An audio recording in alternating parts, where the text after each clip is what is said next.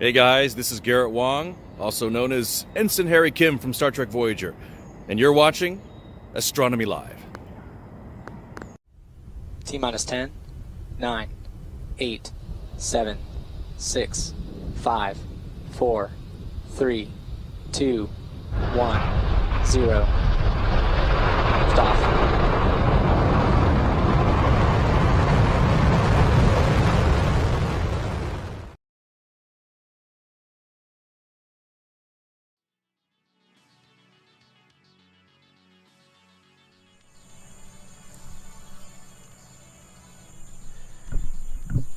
Hi folks, welcome to Astronomy Live. Tonight I'm going to be streaming Saturn and collecting hopefully some video for a time lapse. So we're just going to be on Saturn tonight, and figured since I'm recording it, might as well stream it.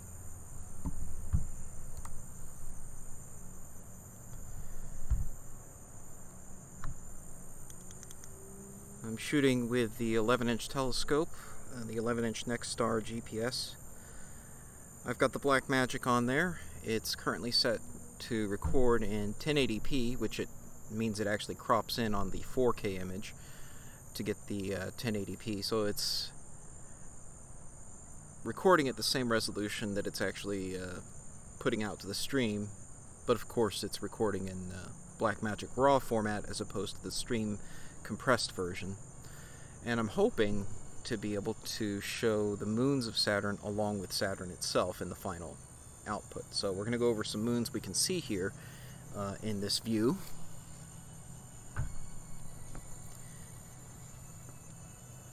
But to capture the moons, I have to slightly overexpose Saturn, maybe a bit. I'm also zoomed in really tight with a 2.5x Barlow. The effective focal length tonight is absolutely insane. Between the crop factor of the camera, between the 2.5x Barlow and the 2x crop in of the sensor, recording only the inner 1920 by 1080 pixels of the sensor. So it's a 2.8 meter focal length telescope natively, times the 2.5x Barlow, times the 2x crop factor of the camera, times the 2x crop in of the sensor. This is an effective focal length, ladies and gentlemen, of 28 meters. 28 meters. So it's like having a lens 28 meters long. That's what we're seeing here with Saturn tonight.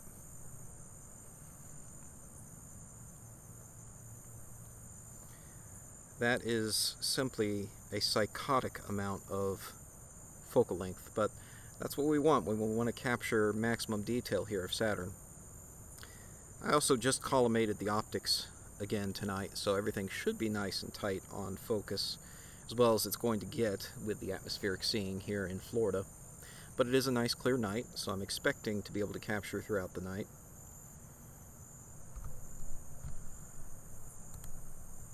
So up top,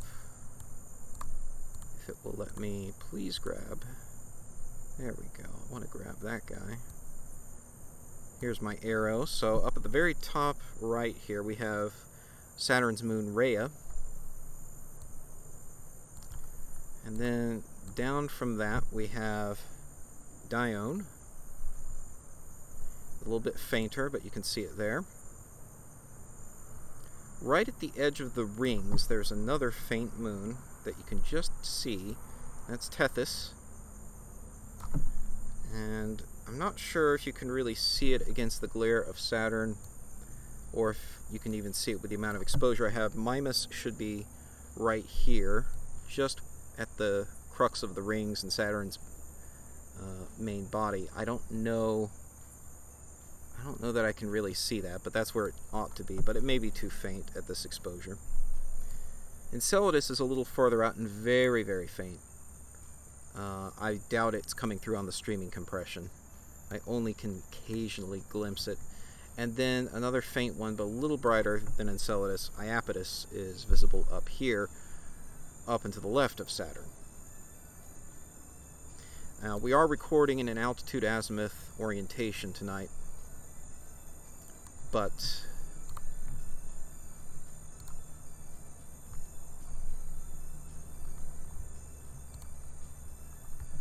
I am going to be processing these images in such a way as to compensate for field rotation while stacking the result. Obviously, I'm not going to be doing any of that on the stream in real time, so you guys are going to see the raw footage, warts and all, as I record.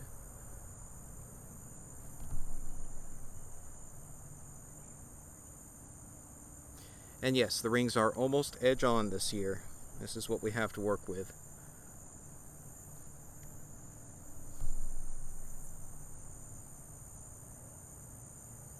Oh, Kaiser Cube, you got TCRB last night?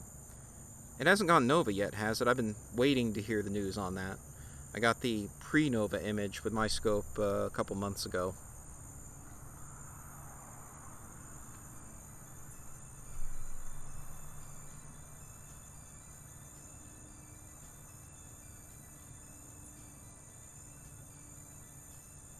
Not Nova yet, yeah.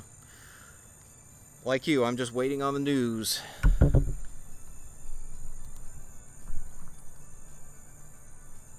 Though it'd be pretty cool to see it pop off in real time.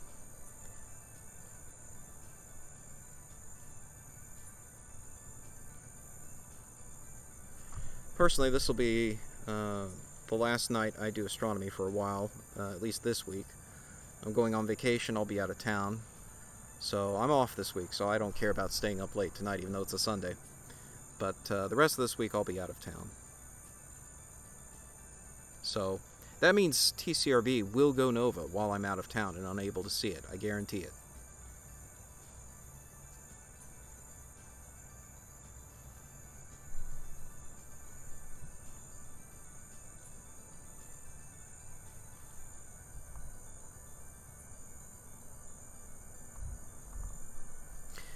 We're not stacking in real time, not tonight. We're just looking at the raw video, but I will be stacking the final result, and I will be, hopefully, stabilizing and de-field rotating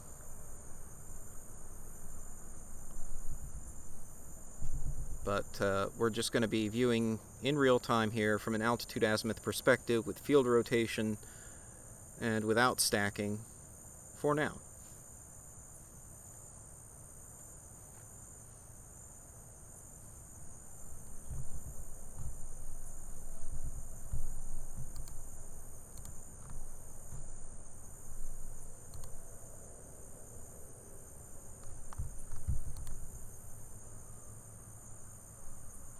I wonder if I can use OBS sharpen filter.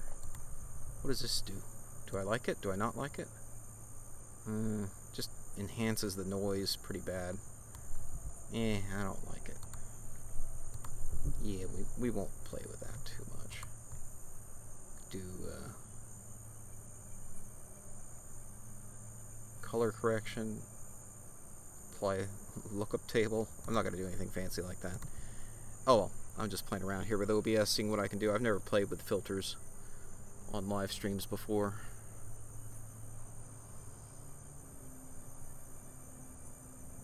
Yeah, there are moons visible, and that's one of the goals of tonight, is I want to be able to get a time-lapse where ultimately in the time-lapse you'll be able to see the motion of the moons relative to Saturn. That's my goal for tonight. So I'm willing to sacrifice Saturn's detail a little bit in pursuit of that goal.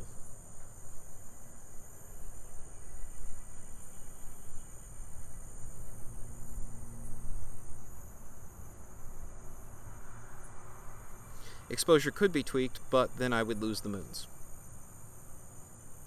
I'm probably going to be hearing that comment a lot tonight, because yes, I would normally not be exposing Saturn to be this bright. However, I will say the Blackmagic camera does have an impressive amount of dynamic range, such that the raw footage should have a little more detail on Saturn that is being washed out in the real-time view.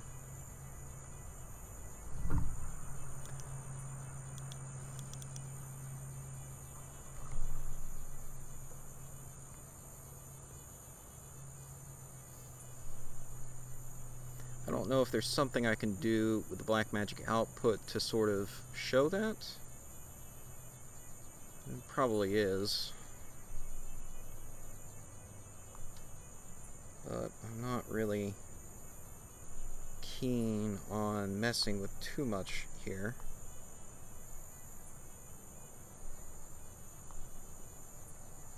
Yeah, dynamic range, extended film. I don't necessarily want to mess with this in the middle of the recording.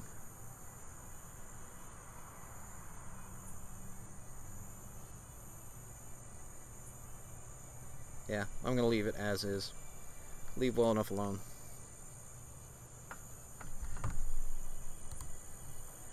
That said, on OBS side of things, I can play with the brightness and contrast a little bit. And that won't affect the recording at all. So I can turn brightness on down like this. I can enhance contrast a little bit like this. You start to lose the moons a good bit doing this, but they're there in the recording, as I said. Just makes Saturn not quite as blinding in the streaming result. What do you guys think? Is that better?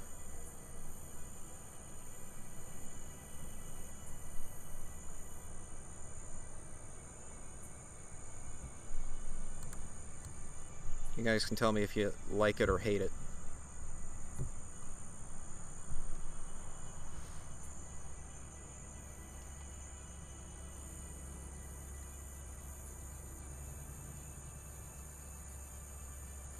The blue above and the yellow below Saturn, is there any way to correct for this at the normie price point? Oh, you mean the chromatic aberration? Well, okay, so where are we at? When I started recording, I was at 38 degrees above elevation. You get some chromatic aberration just from the atmosphere, believe it or not, but at this elevation, probably not much. Some of it comes from the Barlow lens. Anytime you have glass in the middle there, you have the potential for some dispersion. This Barlow was not super cheap, also not super expensive, but we're talking, what did I pay for this thing? Probably $150 for the Barlow lens. I mean, it's not insignificant. And then the fact that it's even a catadioptric and it has a glass corrector plate will introduce a little bit of dispersion, not a huge amount. So the best way to correct for a little bit of that is just to correct the channels in post, and you can get fancy with that, but I usually just take the blue channel, move it down a little bit, take the red channel, move it up a little bit, and get it looking good in the final product. So again, all that is sort of fixed in post when stacking a picture, things like that.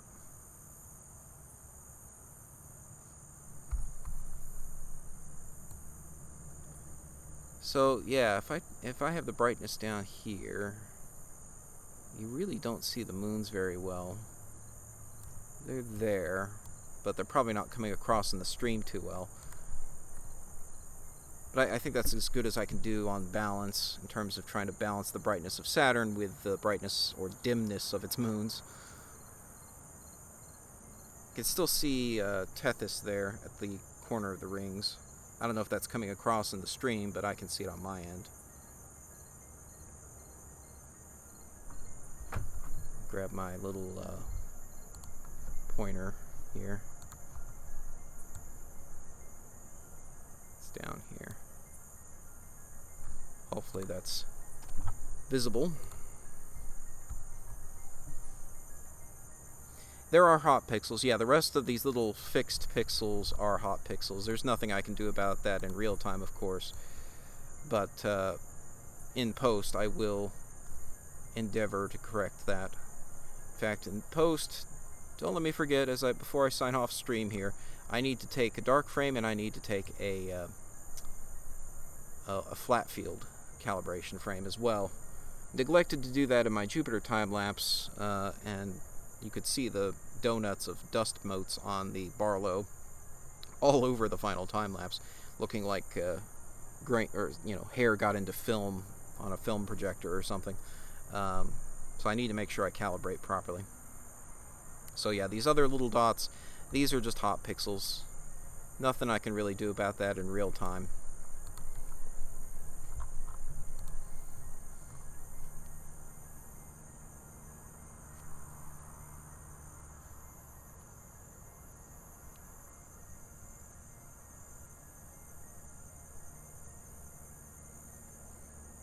Thank you, Copper. Glad you're enjoying the view here tonight.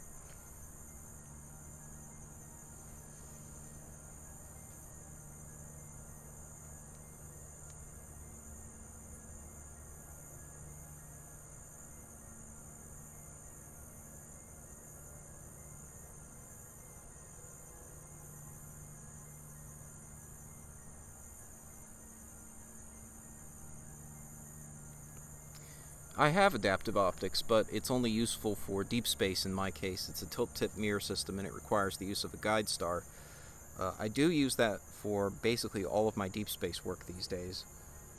But for planets, you just have to rely on lucky imaging and stacking, which gets you nearly diffraction limited images. I mean, it is almost like having adaptive optics.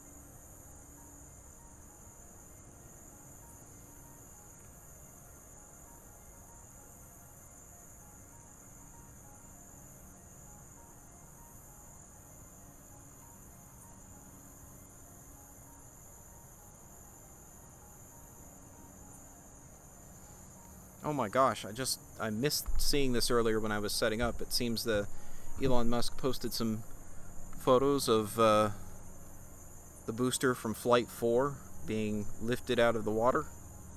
I thought they might be doing that based on some rumors I was hearing that they went out there with a boat.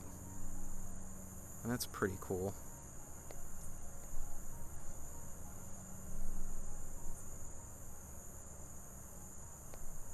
Fixer-upper, as he says.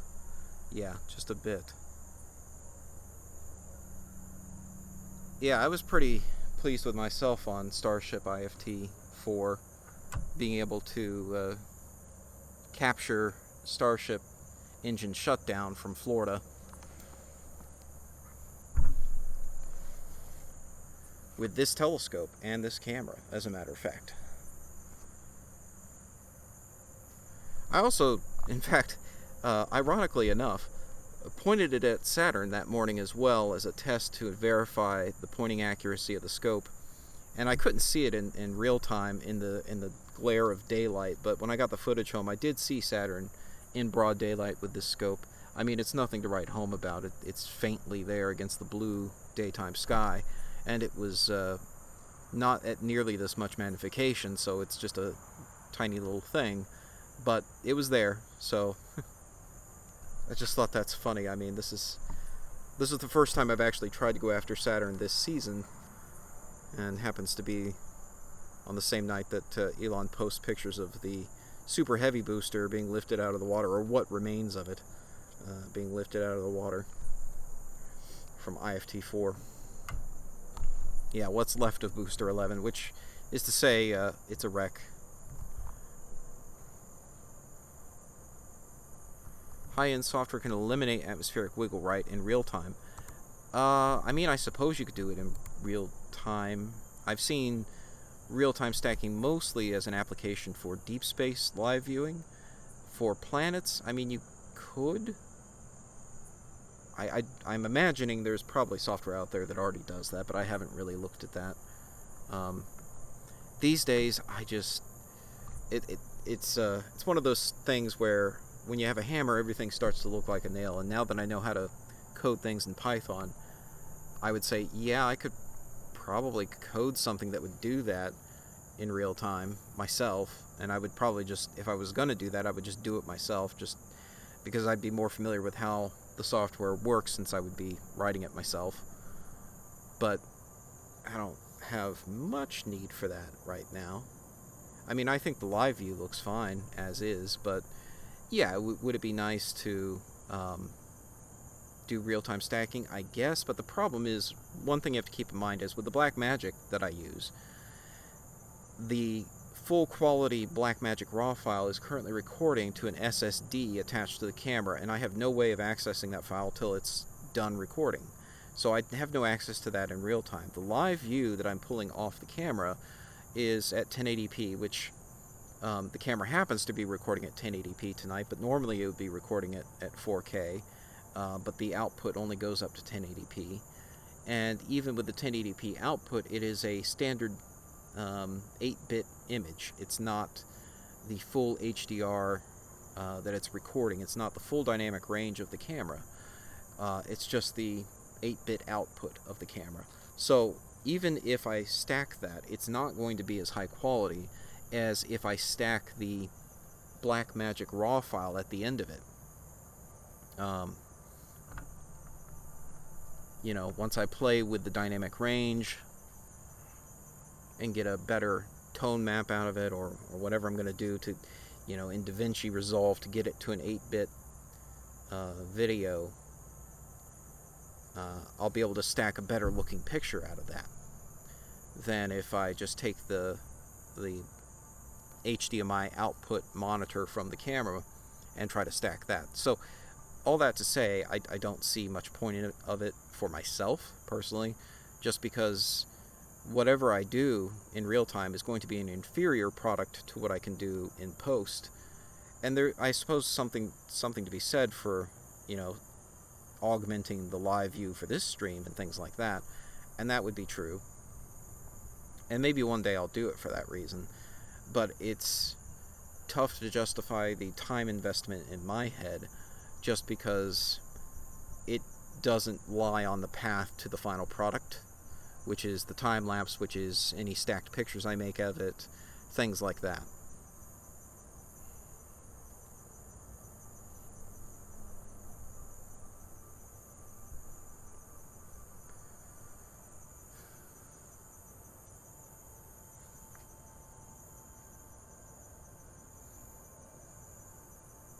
And not to be too cantankerous old man, but I'm of an age now where time is a valuable commodity to me, and I evaluate what I'm going to do based largely on, is it worth my time? And in that case, right now, I can't say that it is. There's other things I need to do that are higher priority. Like, I need to be updating Rocket Tracker, Sat Tracker. I've still got updates I need to publish on Rocket Tracker that are in the wings. Got a lot of new feature stuff on my end in the experimental version that I haven't published yet that I need to get out there. I need to finish testing compatibility with CPWI software so that Rocket Tracker and Sat Tracker can be used under Windows 11. Yeah, there's a lot to do there. And on that note, this telescope has a problem where it does not work with CPWI out of the box, but reportedly it could if I bought a Wi-Fi adapter for it to control the telescope over Wi-Fi instead of over serial. So there's a lot of things I got to be getting on with in software development world that don't involve developing software for real-time stacking, especially if it's not going to be part of the final product. If it's going to be something for the final product, then yes. Like, you know, I've been writing software for stacking that handles field rotation automatically based on location, time, and target. That worked well for Jupiter. When was that? Was that earlier this year or last year? Somewhat recently. And now I'm going to try that with Saturn and see what we get. So, oh boy, there's a interesting question from Moss Shark. Astronomy Live, if you were granted 24 hours on JWST, what would you observe? I have a couple potential answers there. I mean, I guess my first answer to that, all my answers are sort of well, the nature of the question, I suppose, is what I'm interested in. But my answers are not necessarily what are going to advance science the most, but what is most interesting to me personally for selfish reasons. So my top target for JWST would be my own comet discovery, 414P stereo. I mean, yeah, okay.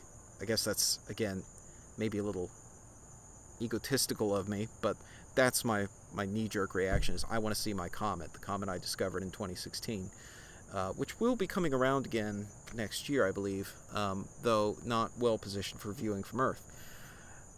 So I'm not even sure if it would be in parameters for JWST to point at, because JWST has to be kept shielded from not only light from the sun, but even light from Earth, heat from Earth, to be kept very, very cold. So they have to be mindful of that when pointing JWST. So at any given time, there's a large swath of the sky that JWST is not allowed to point at.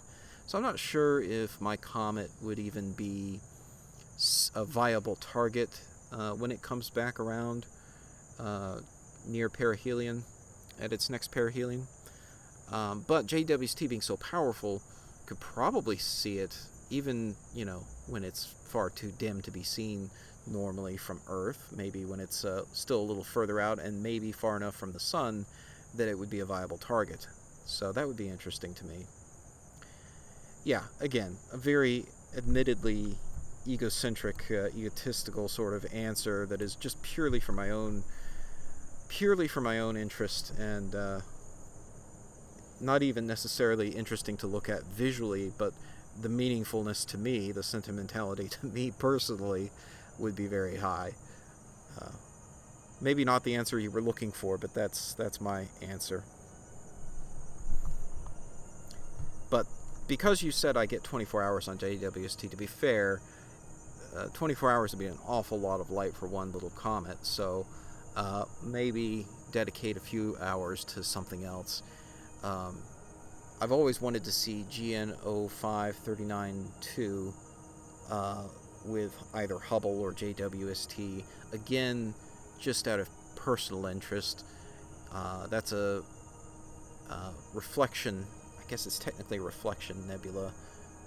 I'm not sure if, it's not really a mission, I suppose, it's more reflection, but it's from a protostar, essentially, or a very young, and I forget the exact type of star that it falls under, but it's a fairly young system that's got a lot of dust and gas that its own light is reflecting off of, and because of its motion, because of the way it's moving and the way that gas is moving, it happens to take on a shape from Earth that looks like a star with wings. And so about 10-12 years ago, it was a very popular conspiracy theory among Nibiru believers that this was Nibiru, that it was a solar system object. And I did a number of streams, a number of times, taking a look at that, barely able to see it with my own telescope.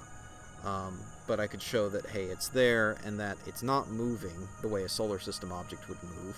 So therefore it's not in the solar system, so therefore it's definitely not Nibiru, which is supposed to be a solar system object on a 3,600-year orbit that was supposed to be destroying Earth about 12 years ago.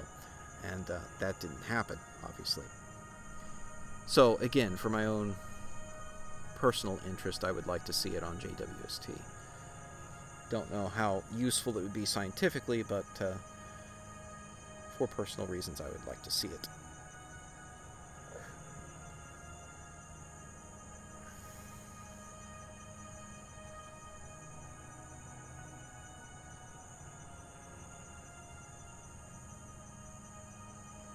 Just taking a look here on the back of the camera, zooming in on Saturn.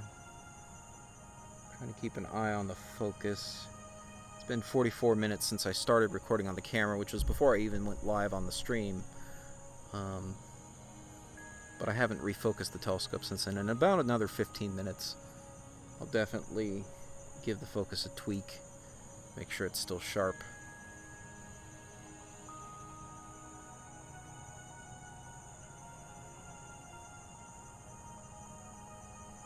Focus, or I assume that means atmospheric distortion. How do I set my priorities?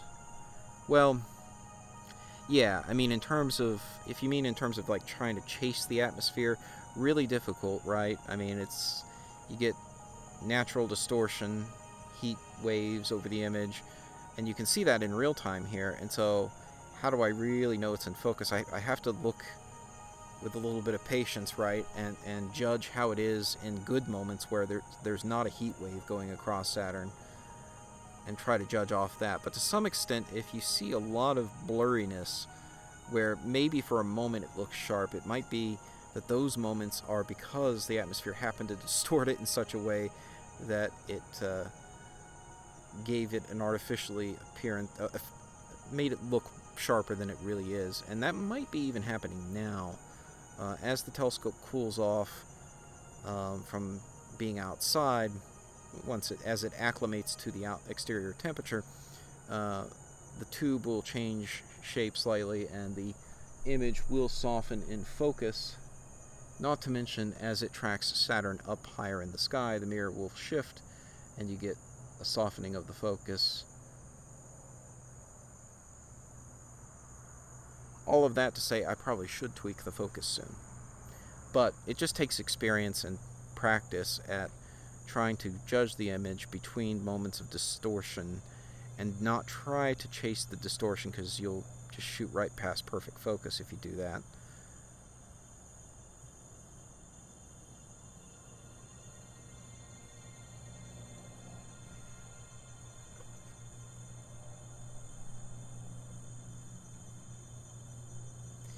Have I viewed Saturn with the rings full edge on? With my older 8-inch LX200 I have. Not with this scope. This Celestron I've had only a couple of years, so I have not had it long enough to see Saturn with the rings fully edge on. This is the most edge on I've ever seen Saturn with this particular telescope. But yes, with my older scope that I've had for a lot longer, I have seen it go through phases of edge on periods, which personally are not as interesting to me. I think Saturn looks better when the rings are more tilted towards Earth, but it's always interesting, you know, anyway, and it's always a crowd pleaser at any time of year, any year, whether the rings are edge on or not. But personally for me, I much prefer a little more tilt to the rings. Even just last year, I really enjoyed the picture I took of it last year. That's still going to be my favorite. Even if I had perfectly clear conditions and the most steady seeing I've ever had to be able to get the crispest picture I've ever got of Saturn, it wouldn't matter to me. I would still prefer last year's picture just because the rings were more tilted last year than they are this year. What bothers me the most about the universe, if anything, Astronomy Live? Boy, there's a loaded question, I guess. Or at least a very wide open question. Well, I mean, I guess it would be easy to point at something here on Earth and say that bothers me or this bothers me, but your question seems to point to universally, like, you know, out in space, what bothers me, if anything. Boy, it's a tough one. I guess Wolf-Rayet stars. Wolf-Rayet 104, maybe? I don't know. They say it's not really a big risk for Earth, but it wouldn't matter if it was. There'd be nothing we could do about it.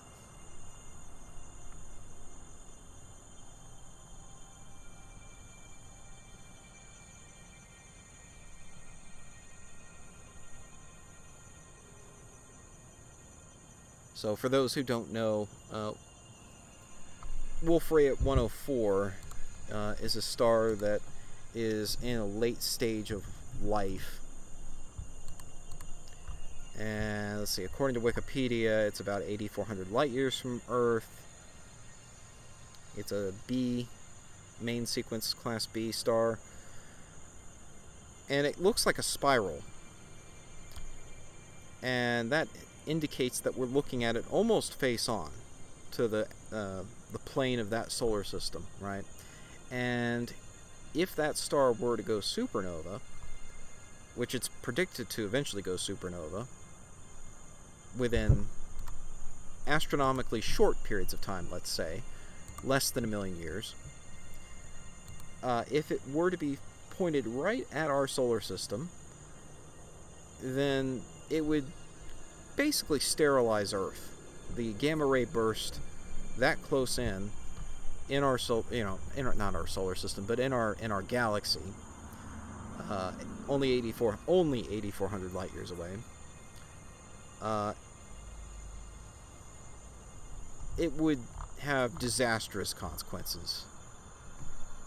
But conventional wisdom is that it's not actually pointed at us directly enough to harm us.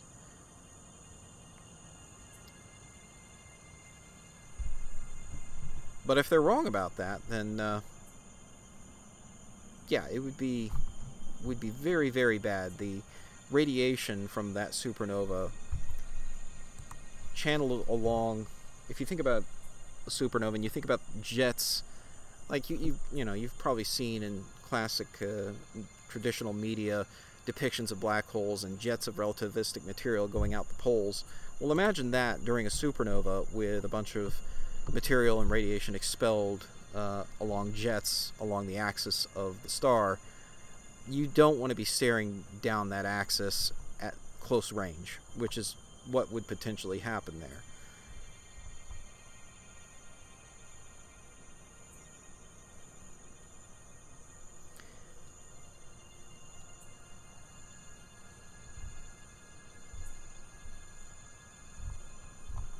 But again, if that actually were a problem, if that was going to happen, I suppose you could say the good news is you don't need to worry about it because there's blessed nothing you can do. We don't have the technology to get out of the solar system in any kind of human lifespan, and you're not going to be able to get out of the way of that. And the disastrous consequences for Earth are global. The most immediate, of course, for the side of Earth facing the event, but the other side will be taken care of in due time, don't worry. So, again, nothing you can do about it, absolutely nothing you can do about it, so there's no sense in worrying about it. And even if something were going to happen, it could happen tomorrow, or it could happen 100,000 years from now. So, the odds of it happening in your lifetime already, even if it were the worst case scenario, are astronomically small. But if you think about it from a more civilizational standpoint, from a human species standpoint, I mean, even if, let's say, worst case scenario is going to happen, and it's going to happen in, say, 10,000 years, are we as a species going to be advanced enough to be able to colonize outside of the cone of death, if the cone of death were facing our solar system, within the next 10,000 years? My guess is probably not. So, that's a sad thing. Even if you colonize Mars and Earth, and let's go crazy with it. Let's say that you have colonies floating in the atmosphere of Venus, maybe colonies out in, I don't know, Saturn's moons. Who knows? It still won't matter.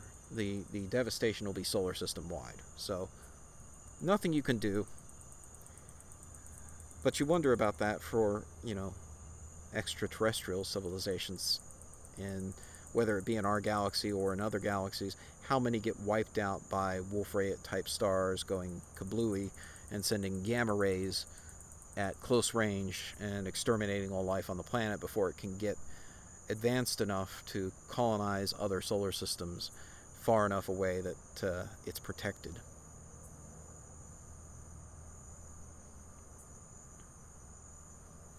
Oh, Copper has a much more sensible answer, I think, than my answer, which is that Copper's biggest bother is that there's the probability of life in other galaxies and you'll never get to see it. I mean, that is very true, but I always find comfort in looking at other galaxies and pondering to myself whether anything is looking back.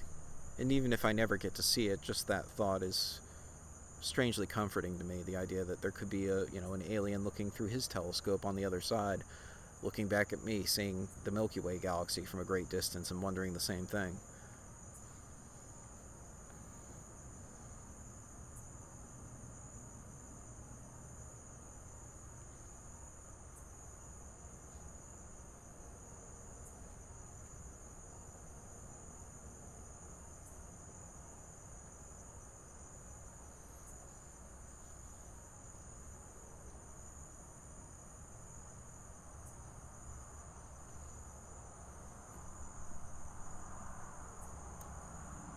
Alright, I'm going to play with the focus. Just see if I can tweak it at all, if it needs tweaking at all. I'm going to shake the camera a good bit here as I tap the touchscreen on the back end to zoom in and make some adjustments with the focus knob.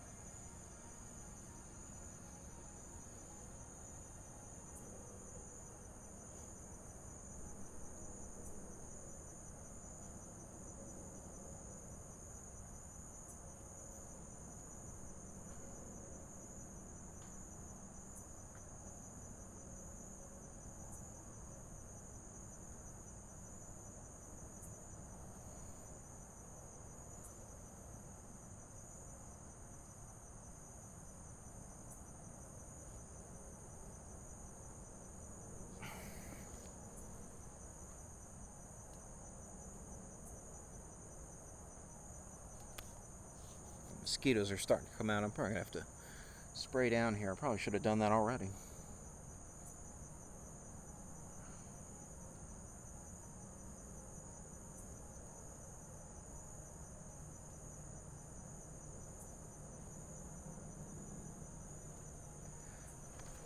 Okay.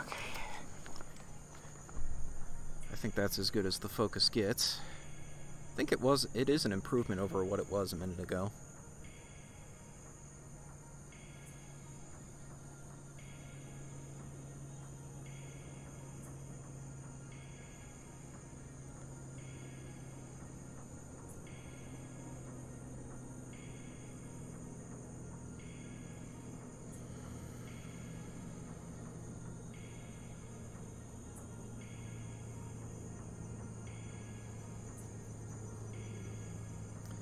Alright, I'm gonna go apply some mosquito spray. I'll be right back.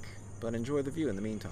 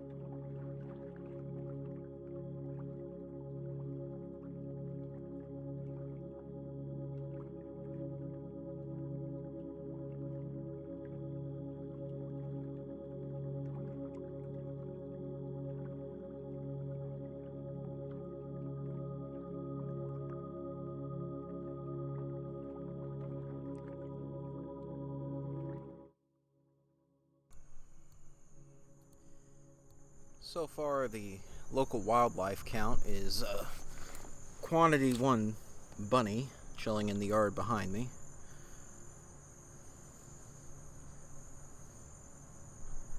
Haven't heard any owls tonight, but I do think I might hear some raccoons stirring in the empty lot next to my house.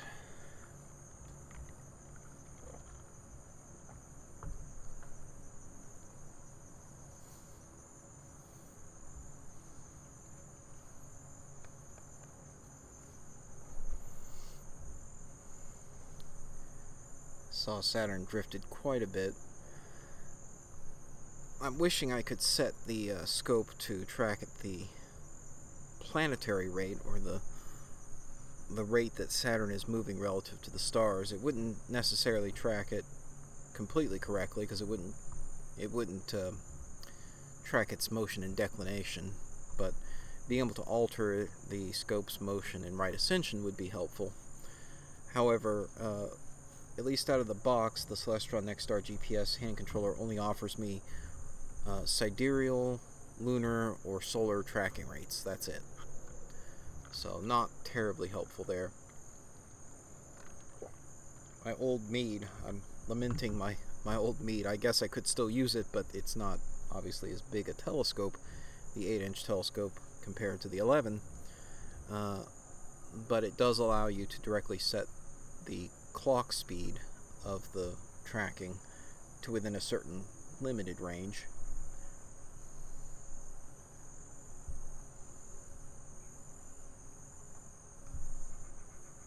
But I used to find that handy. I could also auto guide directly on Saturn. I mean, that would be easy enough, but I don't have any other cameras currently attached to the scope. I just threw this scope out here, threw this camera on the scope as quick as I could to get things going tonight. Did not take the time to set up a secondary camera for guiding. Would make life a little easier, but Saturn is slow enough moving relative to the background stars that I can set it to a sidereal rate and just occasionally nudge it. Also, the alignment here is just with a bubble level on the tripod and then a 1-star or 1-point alignment on Saturn itself. So not necessarily hyper accurate, but it doesn't need to be for the purposes of doing a planetary time lapse, as long as I'm babysitting it.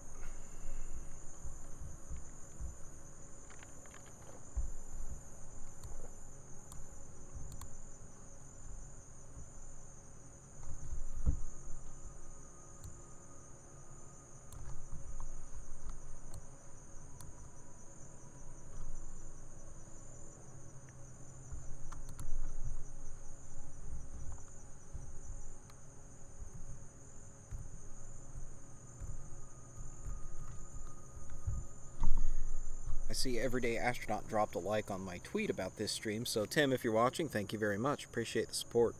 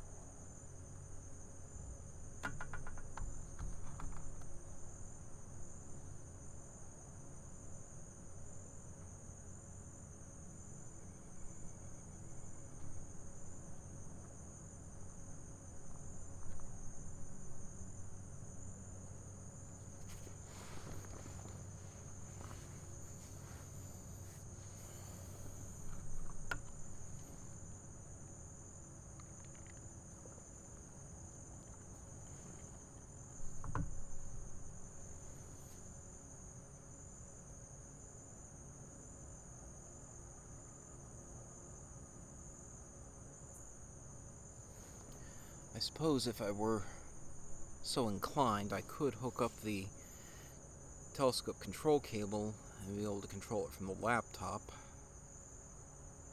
I've got the hand controller on the table, but I have to reach a little further for it, and I know, first world problems, right? But anything to make life a little easier, or a little more comfortable is appreciated when doing long time lapses like this.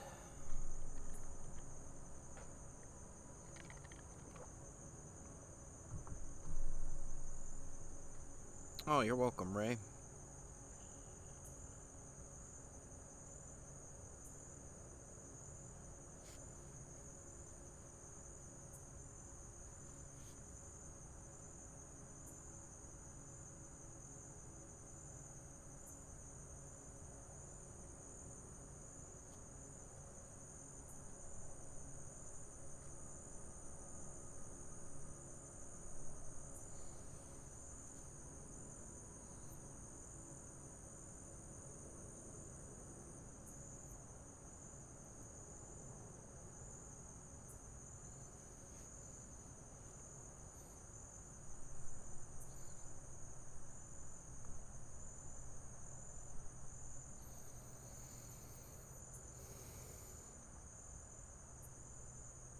Oh, the comet. Yeah, I've been contemplating that. The problem is it's really low on the horizon at sunrise, and you gotta have a clear view of the east, which I do not. So that means I have to take a scope somewhere to go be able to chase the comet. And the problem, as I mentioned, is that this week I'm going out of town, so basically it's not super convenient for me. If I was going to do it before I left town, it would have to be basically this coming morning, which obviously I'm not in a position to be able to do that. I'm here streaming tonight with Saturn, so I don't know. Maybe when I get back, but I don't know what the weather's going to be when I get back. I don't even know what the weather's going to be when I'm going to be gone. There's also the very real possibility, hopefully a low possibility, but there's a possibility any of us Gulf Coast states could get smacked by a storm sometime this week, or at least within the next 7 days. There's developing conditions in the Gulf, so it's a little uncertain what the next week's going to hold. But maybe when I get back. I can't say definitively that I'll be able to, unfortunately. But if weather and everything cooperates, when I get back, then yes, I would like to take maybe the 8-inch scope out somewhere where I can have a clear view of the eastern horizon at sunrise to be able to try to see the comet.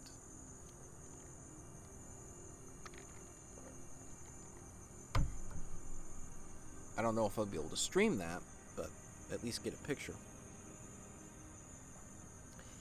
Well, yeah, the brightness, it already is naked eye bright, technically, from what I've seen. But the problem is it's also in the morning twilight, so it's not like Hale-Bopp where it's prominently on display, into the evening, where you can really see it contrasted against the dark of the sky. It doesn't really work out that way this time. So yeah, it'll probably be bright. I mean, it is bright already to a telescope or binoculars. But do I think it's going to be Hale-Bopp?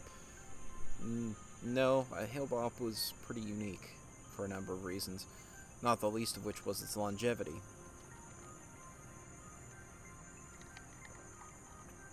So maybe not that level of iconic, but nevertheless a significant comet and definitely worthy of getting some pictures, if I can.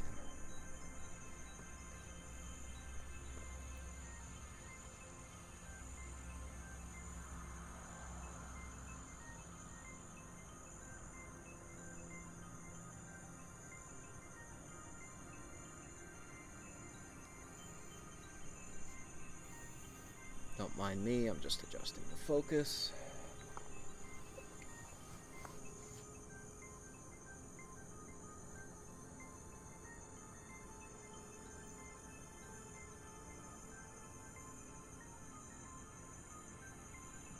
That's better.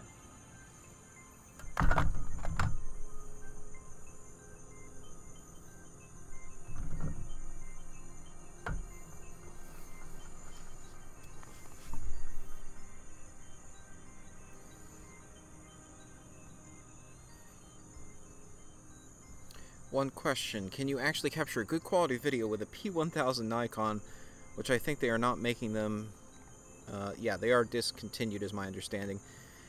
So Red's Rhetoric and I did what I think is a pretty good video, doing a side-by-side comparison, quite literally side-by-side, between the P1000 and this telescope right here, shooting ISS. We also both did Saturn, and you can see the difference. Red's has done just about as good as it is possible to do with a P1000, but it cannot compare to a proper telescope. So I'll link that video here so you can see.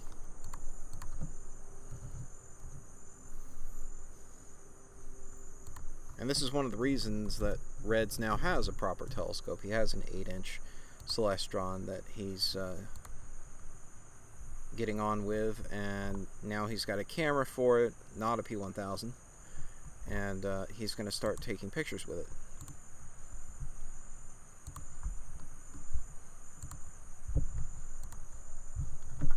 One of his big interests is getting pictures of ISS, but also Saturn and things like that. So yeah, here's our side-by-side video comparing the P1000 to this telescope right here.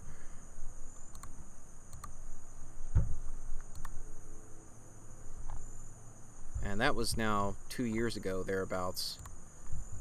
And I was still fairly new at this scope, but even so, you can see the dramatic quality difference between the P1000 and a proper telescope like this one.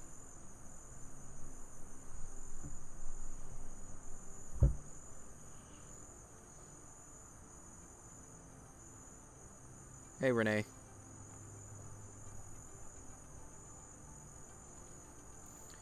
Oh, we were talking about, oh boy, I can't pronounce the comet. Let's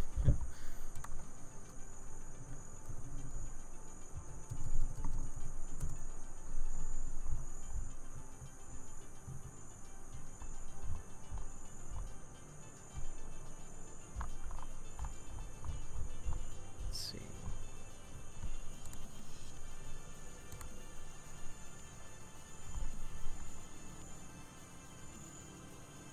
Yeah, I'm not even going to try to pronounce that.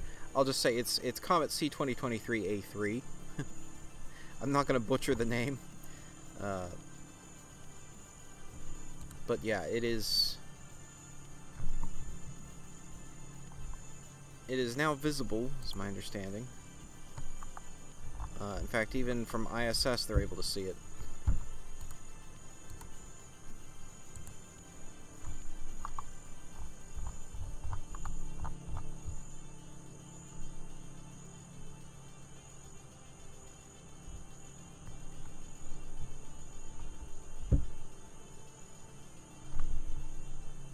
But it's going to be a fairly short peak, I think.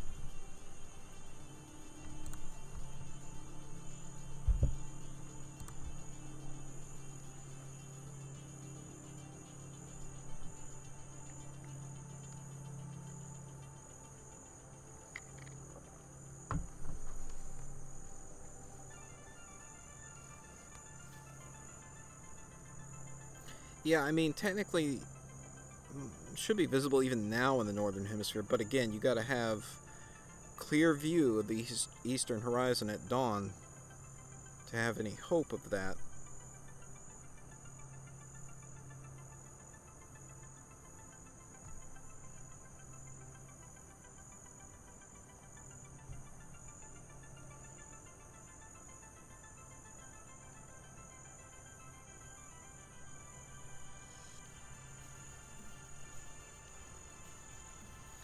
And so let's say you go to October 12th. Now you're in a situation where October 12th, the idea is that it's visible shortly after sunset instead of visible shortly before sunrise. And that hopefully, you know, if it survives its close encounter with the sun, then, yeah, hopefully it'll still be around and bright enough to see. But that's a lot of, you know, ifs. So I would say if you are able to get out, especially with a pair of binoculars, before dawn with a clear view of the eastern horizon, I'd say go for it now, because we know it's visible now. It's just a question of will it be more readily visible in a couple weeks. I never count on those chickens before they hatch.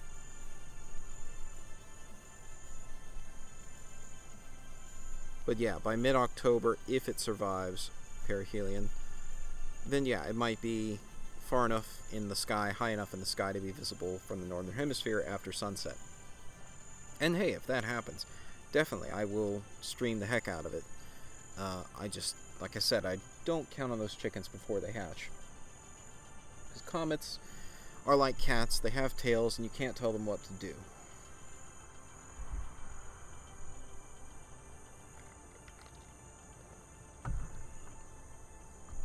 Oh, is it past perihelion now? They're saying it did survive the sun. Let's see. When was perihelion? According to Sky Safari, perihelion is September 27th, 5 days from now. So it hasn't survived yet. It has survived so far, but there's no guarantee it will continue to survive. I think of Comet Elenin, I think of Ison. I mean, those were wimpy by comparison even to what this has already done, in my opinion. But those are cautionary tales to tell you that you should not count on comets performing to expectations or surviving perihelion, because they can break apart suddenly and without warning.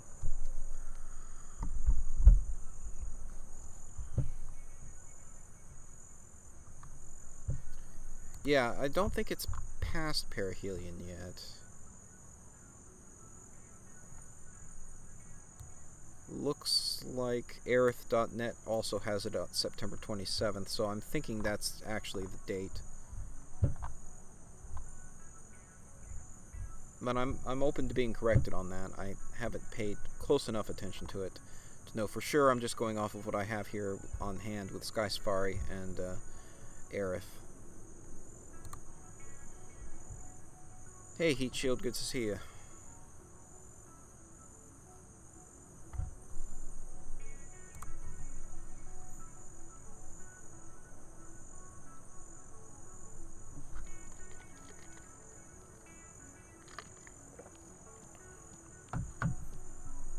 But I will not begrudge Comet Ison because, again, egotistical me took second place. I think it was second place in the Sky and Telescope Comet Ison photo contest, and the only reason I was able to do that is because it broke apart, so no one could get a better shot of it after perihelion. You had to get your shots in before perihelion, and I ended up taking second place on that contest, and got my photo published in Sky and Telescope, which was a lifelong dream. So there you go.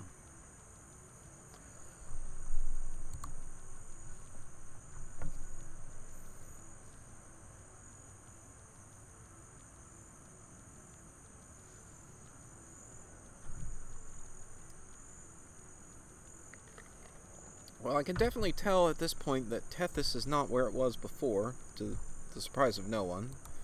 But if I grab my little arrow here, Tethys is now over here, clearly further from the rings of Saturn than it was at the beginning of the stream, as we would expect.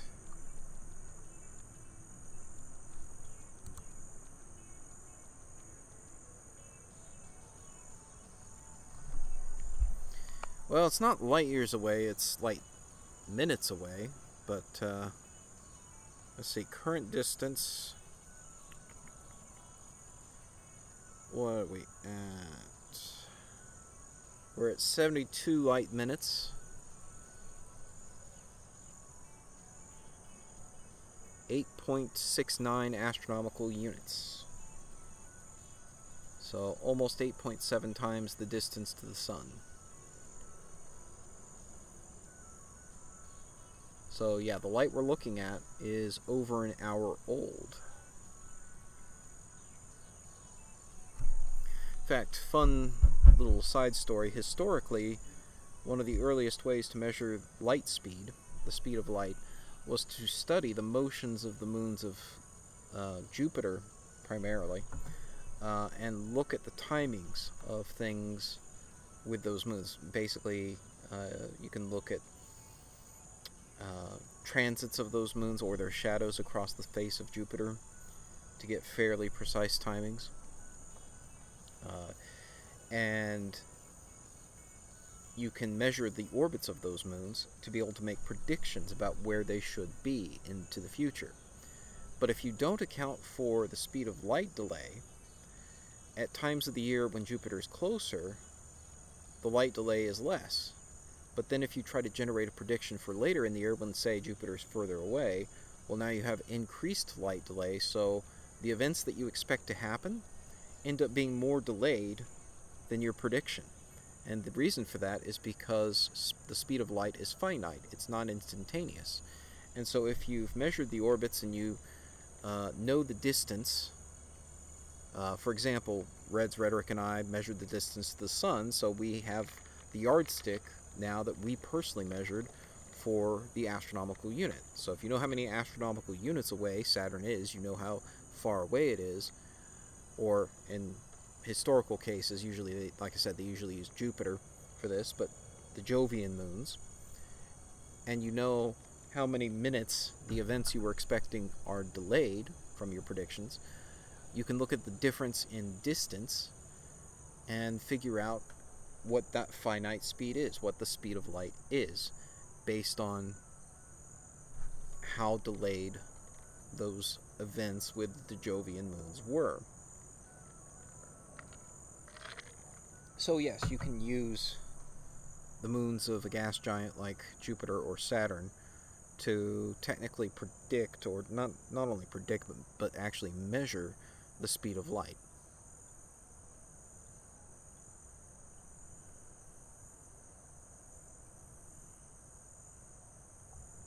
Perigee is October 12th if it survives. I see. Yeah, I didn't look at perigee for that comet.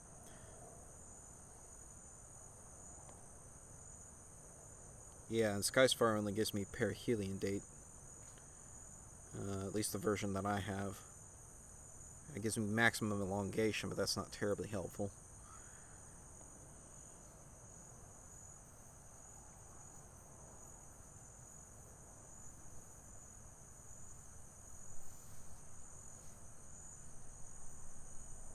And I have the perihelion distance, if this is right, in Skysfire being 0.39 astronomical units. Pretty close in there.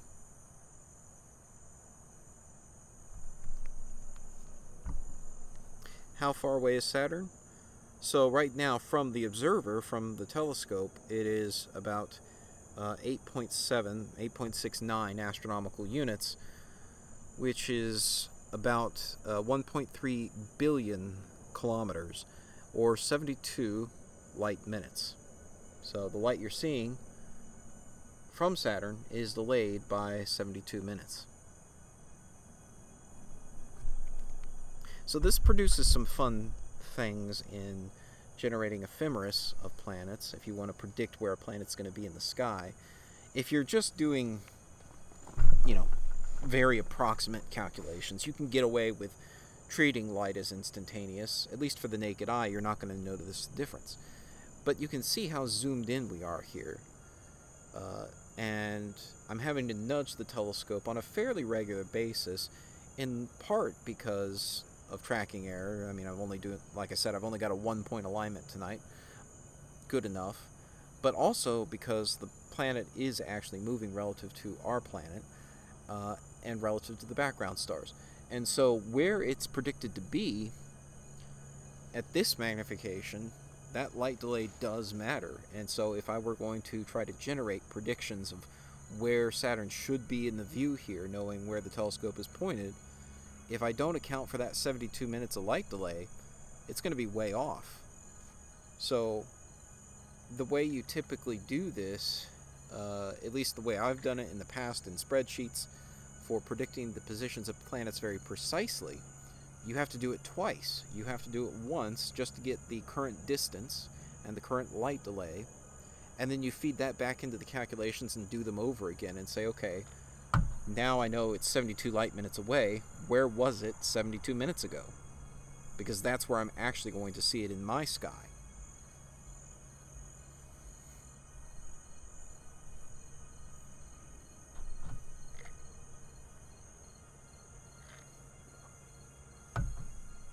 Yeah, it's deliberately, I knew this was going to keep coming up.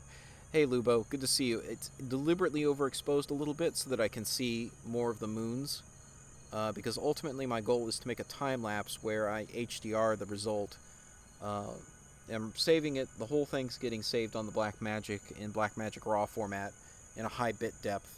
And then I'm going to take that and process it to hopefully produce a nicer looking low bit depth stacked time-lapse showing some of these moons moving relative to Saturn over a few hours of time.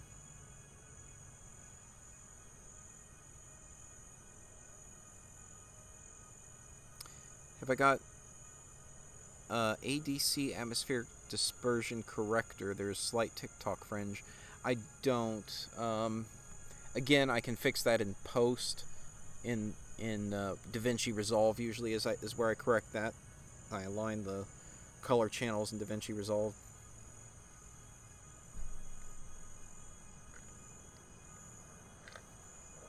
But we just have to live with it as is for the live view.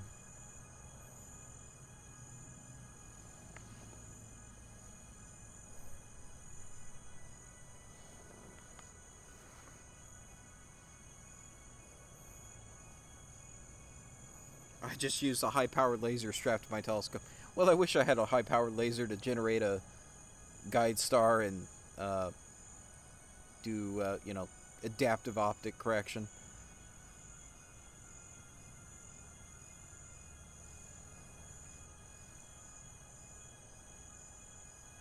But not all of us have that kind of money.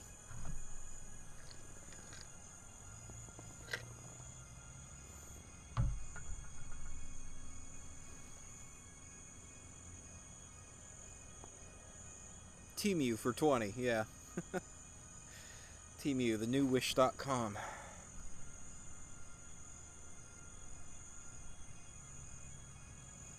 Actually, you probably can get some very powerful lasers for dirt cheap on Temu, I bet. One of these days, I want to strap one to the telescope for real and shine it at ISS to show up in one of the ISS webcams while I'm also tracking ISS. That's a goal.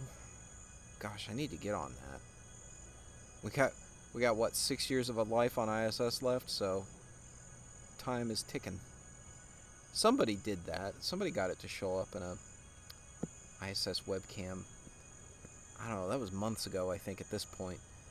I can't remember who it was who did that. I wish I could give him credit. But I've been wanting to do that for years now, actually.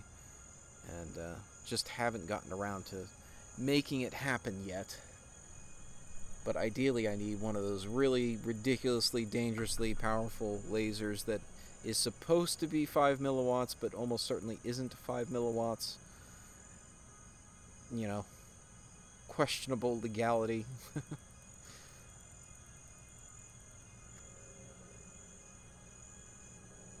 Don't do that? Why not? Why not? What could possibly go wrong? Famous last words, right? No, you gotta have a second set of eyes just scanning the skies, making sure I don't accidentally blind a plane with it. But I actually do want to do that. FAA frowns on that, exactly. Yeah, gotta watch out for flying aircraft.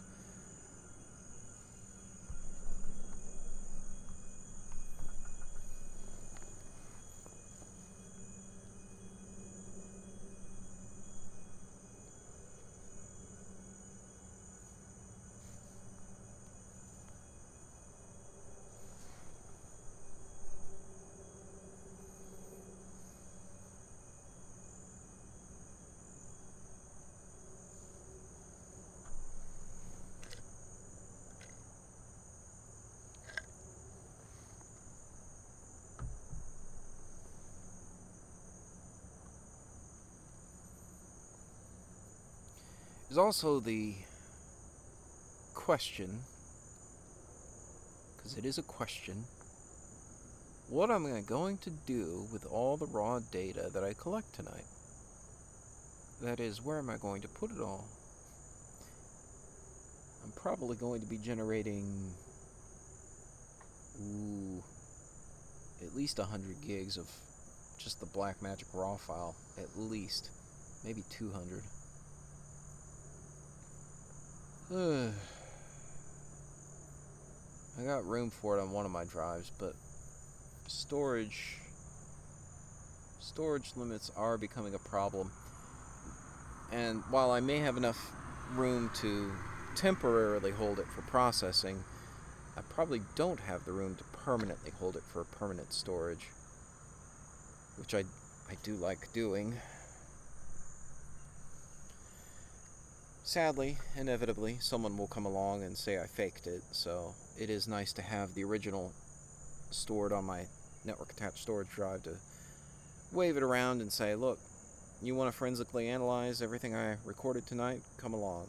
I'll give you the link, and you can download it, all 200 gigs of it, or whatever it is, and have at it. Show me that I faked it. But 200 gigs is a lot to keep around just to be able to say I told you so later on.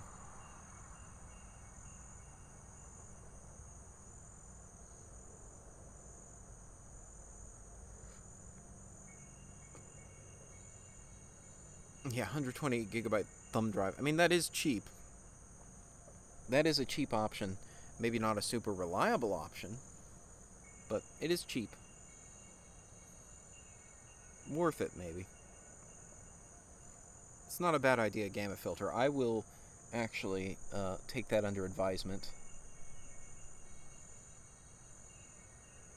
for something that I don't necessarily care a huge deal if it doesn't survive long term, but would like to keep it around just in case.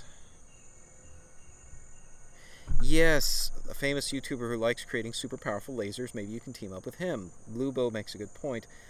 I would love to do a collaboration. I believe you're referring to Styro Pyro. I believe he's going through some medical issues right now, and prayers and best wishes for him. Hope he's okay. But if he ever had the time and the willingness, I would love to do a collab with him, because he's got some serious skill putting together some ludicrously powerful lasers. The kind where you gotta wear glasses just to look at them indirectly, I'm a little scared of what that would do to a camera that I have on a telescope. Little terrified of that, but I feel like there could be some fun to be had with that. Bouncing lasers off of maybe retro reflectors on the moon or something. Gotta have, precise pointing for that, but with a little bit of work, a little bit of plate solving to get very precise deltas and be able to make very precise slews may be possible. And definitely worth it if successful. Not to mention, shining, like I said, shining lasers at ISS, getting them to show up in the live camera. He would definitely have the equipment to do that. He might have even something overkill to do that. I mean, we're talking the kind of overkill that the astronauts would easily see on the night side of Earth.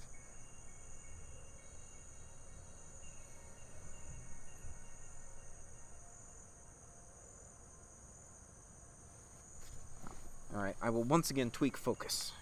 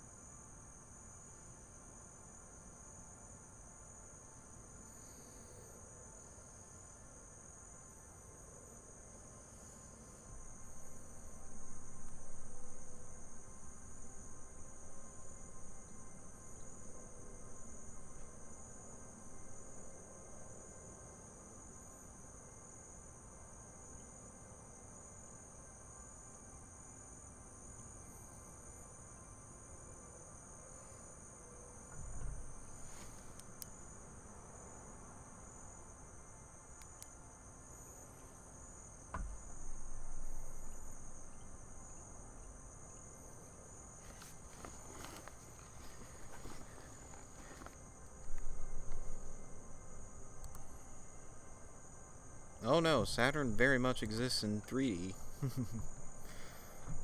I've done a 3D stereo picture of Saturn before using pictures I took in different years where the ring tilt is different in each year to be able to make a 3D cross-eye photo. Yeah, I know you were kidding, Gamma Filter. Can I see the comet that's on its way? Not from here right now, unfortunately. I was saying earlier, it's only visible right now in the morning just before sunrise, and you have to have a very clear view of the eastern horizon, which I do not have from my house. So I don't have a way of viewing it right now, unfortunately.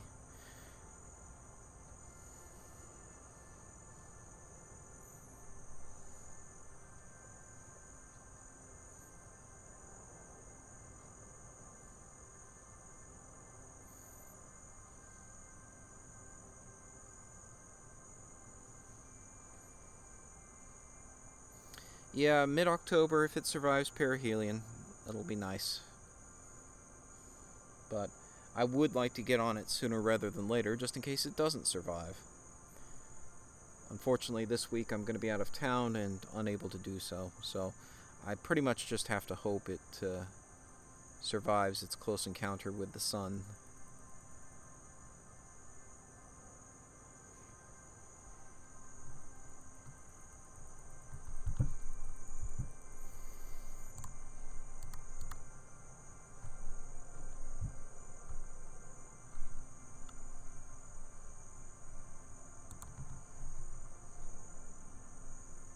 Thank you, Lion Wings. Hope you enjoy the view.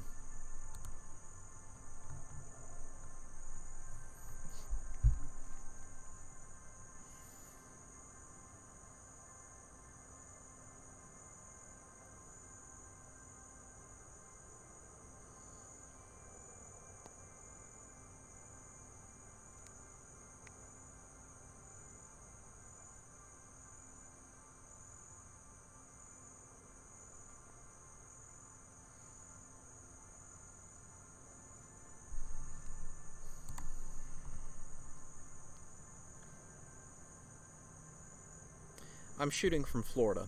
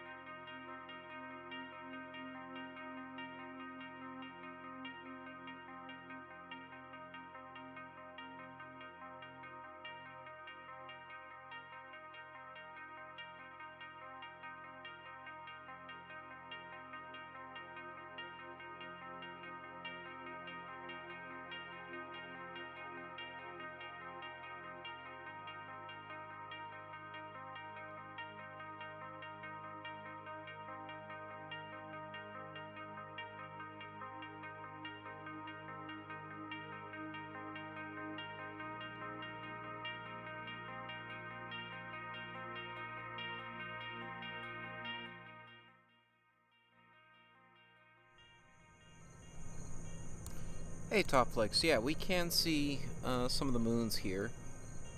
So let me get my pointer out and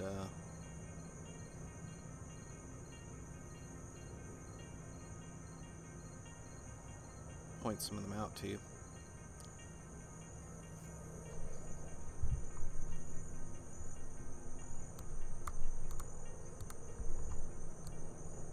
So right here, this is Tethys.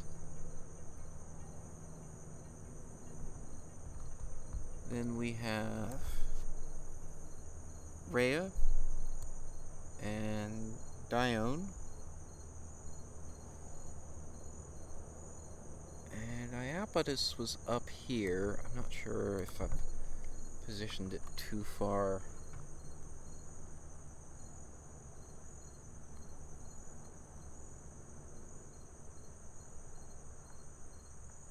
Oh, I can see it, but I don't think it's... I don't know how well it's going to come through on the stream. It's down here. It's right about here.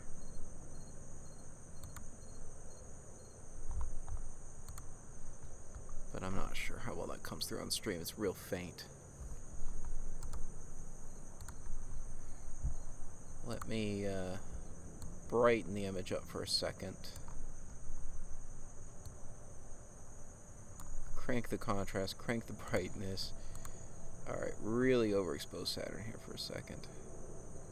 So, Iapetus,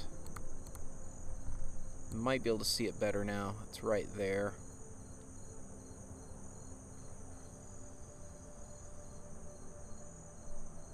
So, there's another one next to Tethys now. Enceladus is down here. Very, very faint. Very hard to see, even with it cranked like this. And that might even be a hot pixel, but it's down there.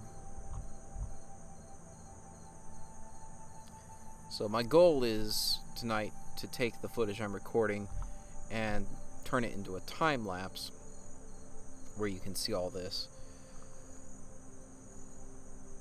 And hopefully see some motion of these moons over hours of time. Now, this is just me playing with the brightness and contrast of the live view from the camera, but it's recording on the camera separately from that, so hopefully that won't mess with the recording. No, it definitely won't mess with the recording, but yeah, I'll turn the exposure back down here so we can see Saturn a little better.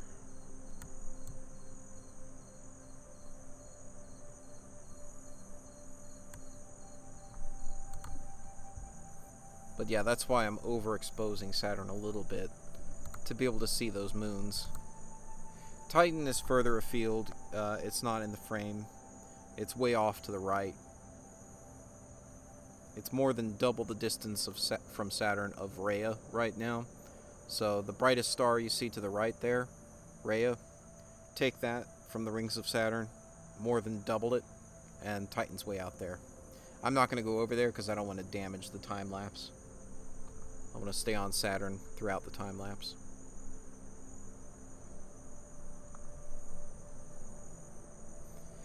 There's hot pixels, and there's going to be hot pixels in any CCD that you get, or CMOS that you get. Any sensor is going to have hot pixels. It's just the nature of the beast. But I will be calibrating for that with dark frames, and then calibrating for dust on the Barlow with flat field subtraction.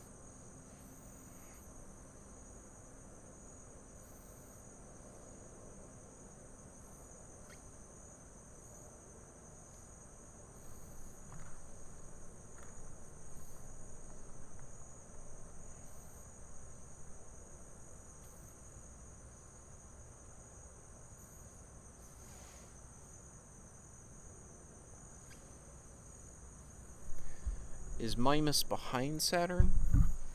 So Mimas was coming out, I think. Or did it go behind? I thought it was coming out from behind Saturn. Yeah, it's It's out from behind Saturn, but it's not easily visible at this exposure.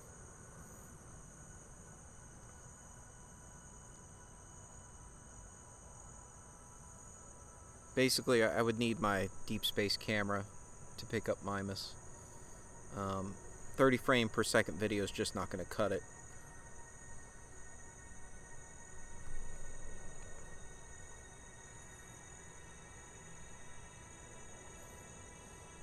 Yeah, as I move it around, you can see the ones that don't move, the hot pixels versus the ones that do.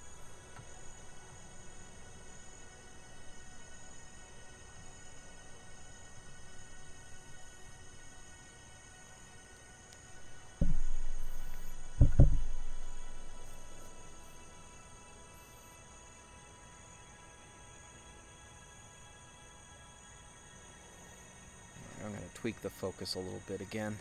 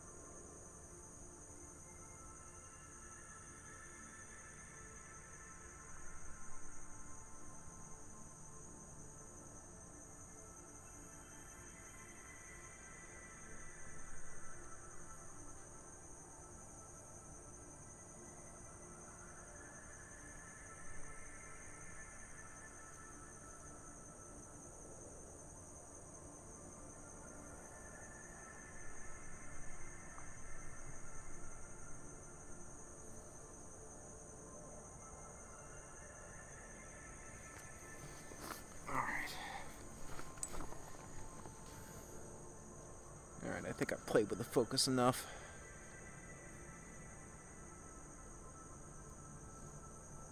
I don't think the atmosphere is quite as steady as it was earlier.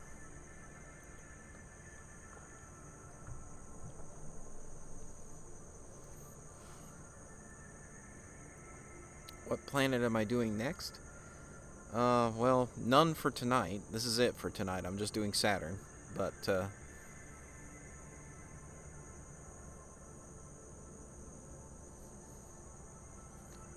later into the year, I'll probably do Jupiter next.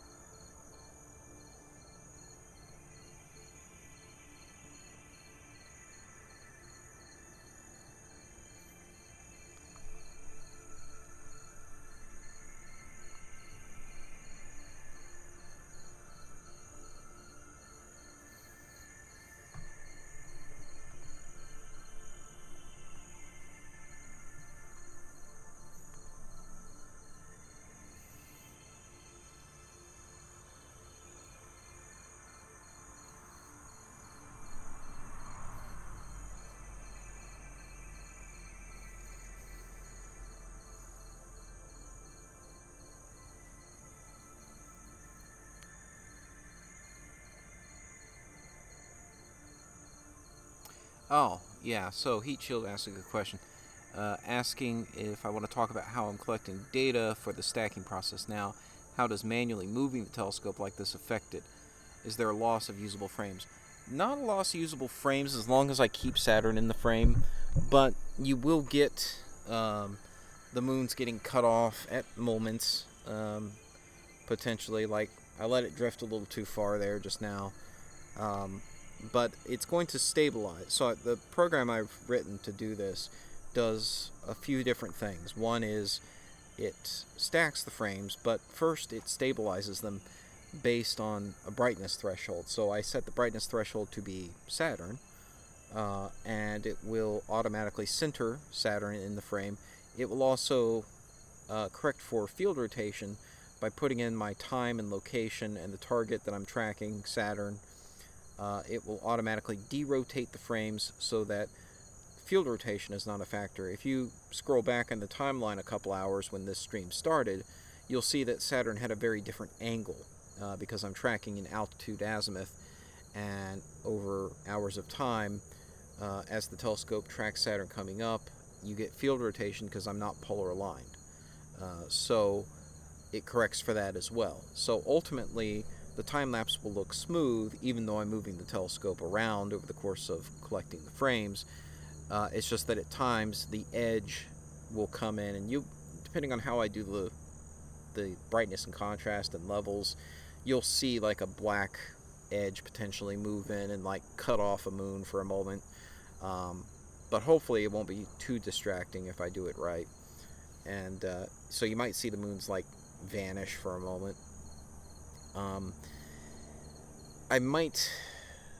I could modify the program so that instead of starting with the black frame, it starts with the previous frame as the background, so it simply wouldn't update the moon's position. It would still stay with the last stacked frame's image of the moon until I move it back into position.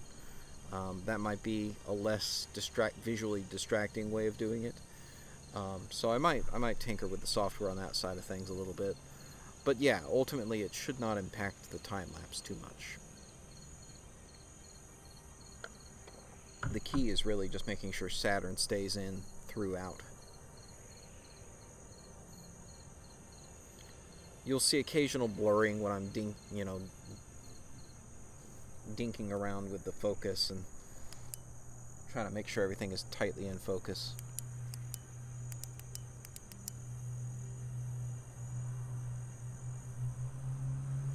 But hopefully if those periods are short and the time-lapse is fast enough, you won't really notice that.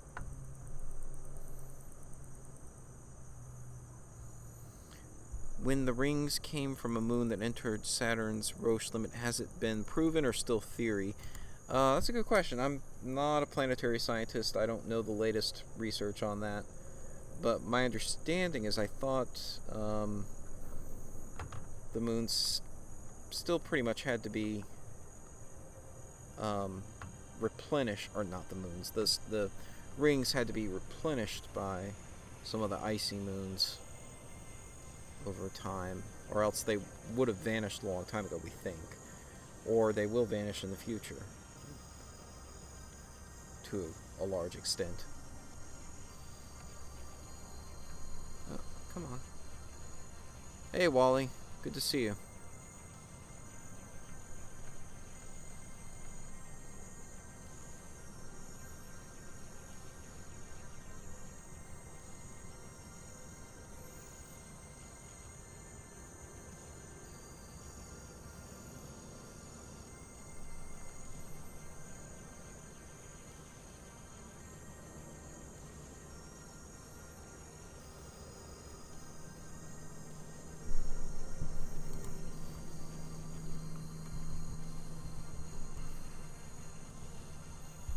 We're now only 9 minutes from Saturn at the meridian, Saturn at the highest point in the sky for me, which will be just about 2.5 hours of video that I've recorded,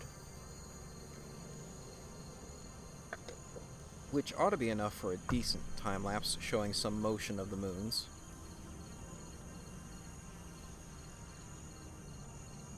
Question is, do I want to go further, or do I want to finish it off by stopping the time-lapse and changing the exposure down so that we see Saturn at hopefully its clearest point in terms of highest altitude in the sky near the meridian here.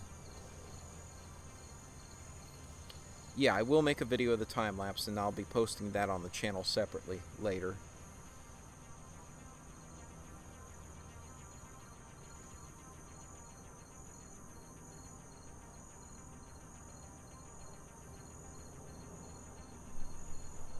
Oh, I've got my microphone maxed. I mean, I guess I could get closer physically to the microphone, but microphone volume isn't max, sorry.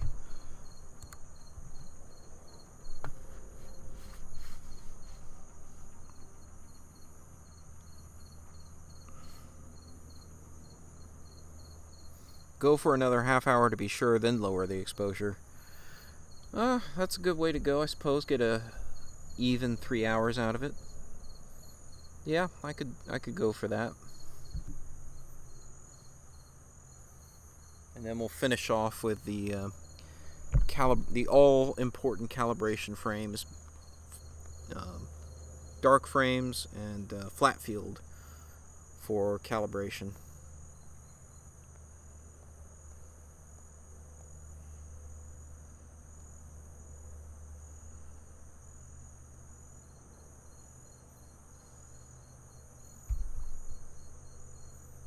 Have you seen a moon make one orbit yet? No, unfortunately, they're all too slow moving for that. I will not be able to see a complete orbit even over the course of the whole night. The goal is just to get significant enough motion that you can easily see it in the time lapse, and I think we'll be there. I think we'll be able to see that.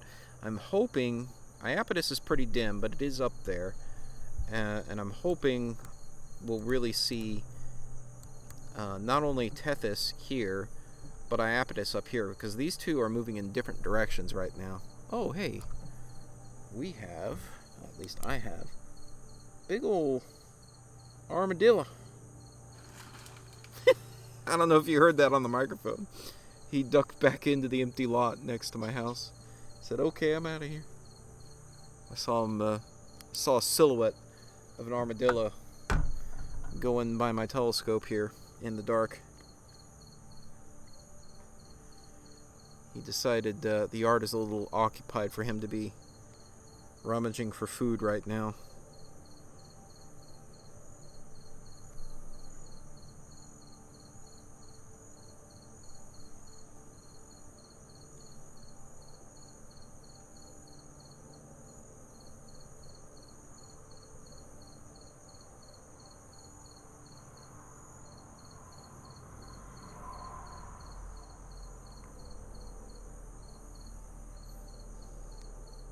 Yeah, you heard the crunch. Yeah, that was a armadillo going through a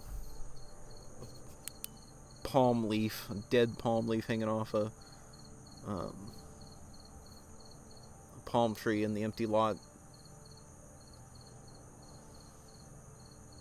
And he ran right through there to get back into the empty lot. I can't see the moons. Oh, sorry. And yeah, I got so distracted by the armadillo, I'm pointing in a blank spot now.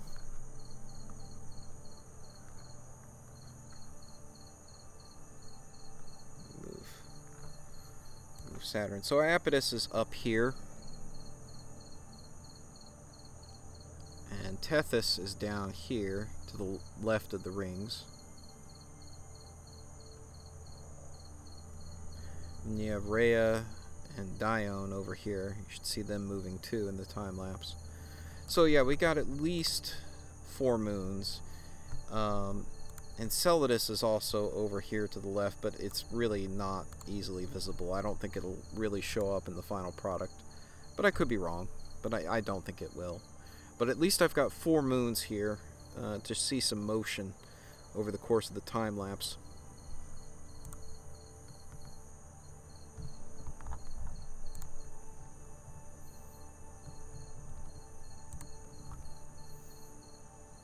Yeah, they're far enough away from Saturn that they take quite a while to orbit. It's not like Jupiter. Jupiter's moons, you'll see even more motion in the course of a night. Here, you really gotta put a few hours on there to see any motion. Astronomy armadillo.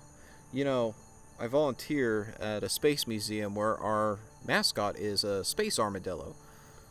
Rupert the space armadillo. Rupert came for a visit tonight, apparently. Oh, he's still over there. Where's my cell phone? Get a picture of this guy. Oh, no, don't run off, Rupert. I just want to photograph you. Oh, he ran. Oh, he's running off. Darn it.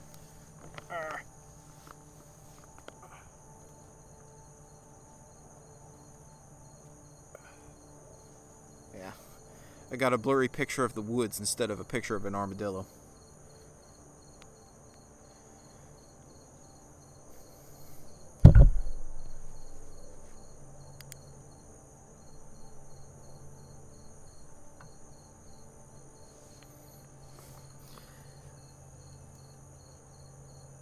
How many times is the magnification? It's not I don't have a direct number for you there. It's about focal length, really, and effective focal length. So the native focal length is only 2.8 meters. However, when you factor in the...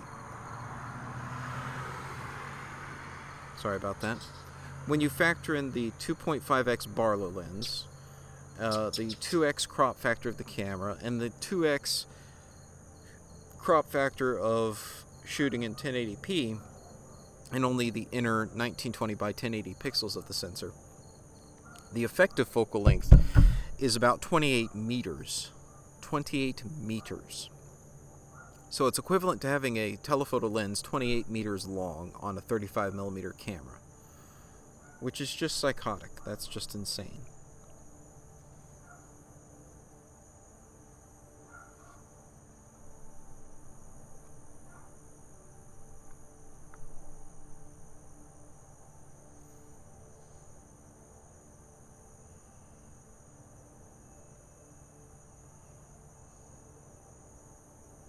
Why has Saturn looked like it's squished a little? Ah, that's because it's oblate. From its relatively fast rotation, it has quite an oblate shape. So yes, it is a squished or oblate spheroid, more oblate than Earth.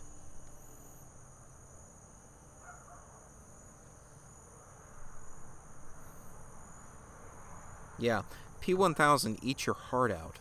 What's the P1000 supposed to be, like 3 meters? Pfft, that's nothing.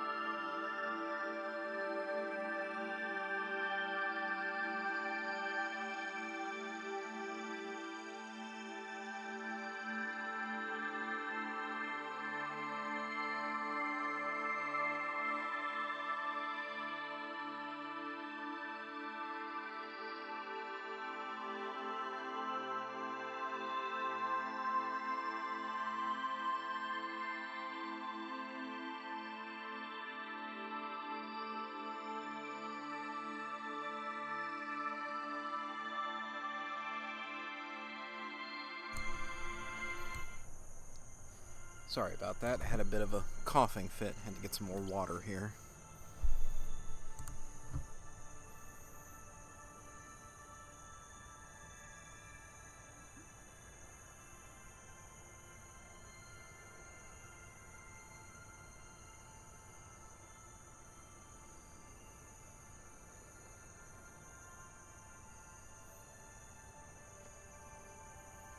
Yeah, my day job I don't like talking about too much just because I feel like it's too easy to find my exact work address with that information, but I'll say, just because I show it on my bio on Twitter, I don't want to be falsely accused of claiming to be a professional astronomer. I'm not. I'm an amateur astronomer.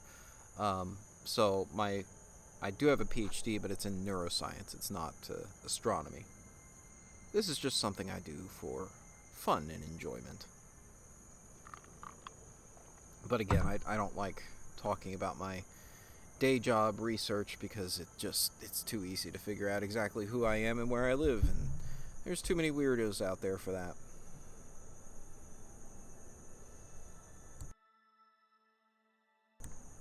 No, we don't have any cold nights here in Florida. It is still nice and toasty over here. I'm not sick or anything. I'm just haven't been drinking enough water while talking.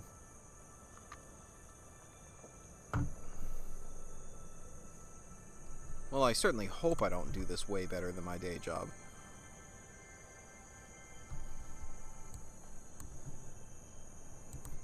What is the dot at 7:30? I don't know. Probably a hot pixel. Like if I move Saturn around here, you'll see the hot pixels don't move, but Saturn and the moons do move. Well, here now. That's cool.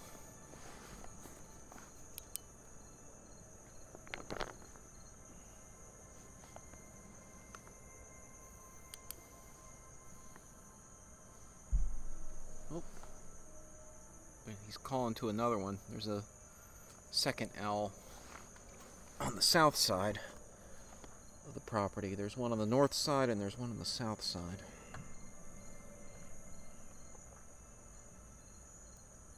I don't know if you guys can hear that over the microphone.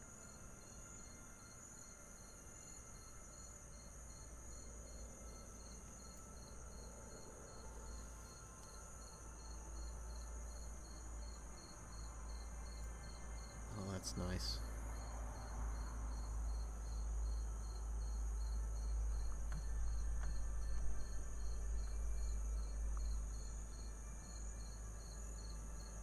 Yeah. Nocturnal animal count or nocturnal nature count here. We've had one rabbit, one armadillo, and now we've got 2 owls.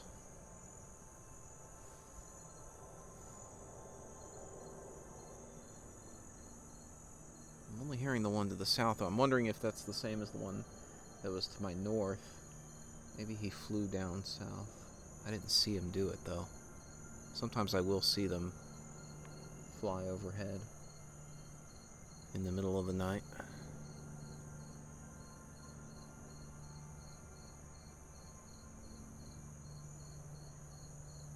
Well, armadillos are also really good at digging little holes all over the yard. If I wouldn't get a copyright strike, I'd play that song right now.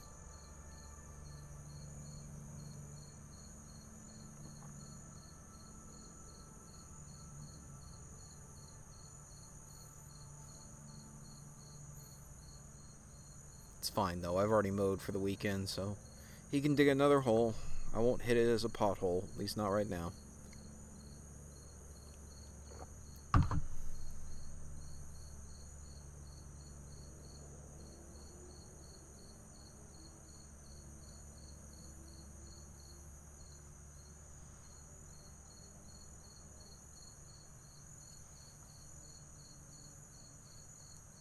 Sometimes we'll get bobcats through here, though.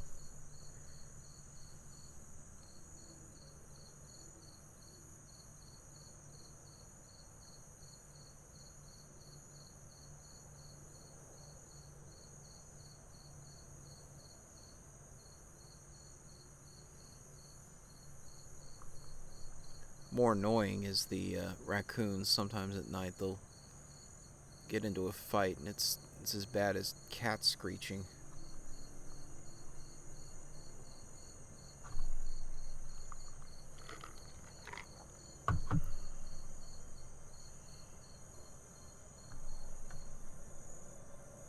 Drives the dog insane. We're just past opposition with Saturn, but it's still just about as good as it's going to get. Speaking of getting as good as it's going to get, though, I should probably tweak the focus again.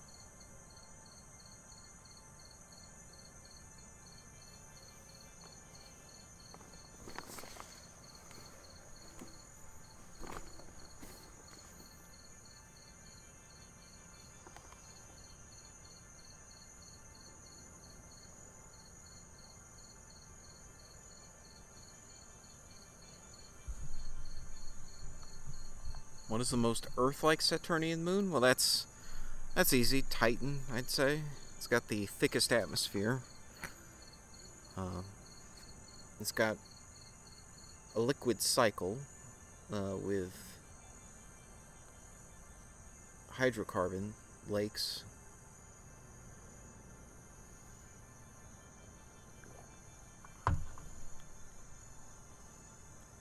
That would be a really interesting moon to explore. In fact, NASA's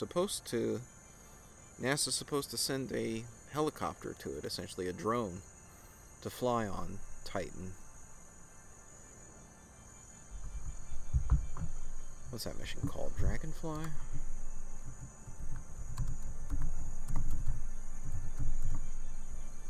Yeah, Dragonfly.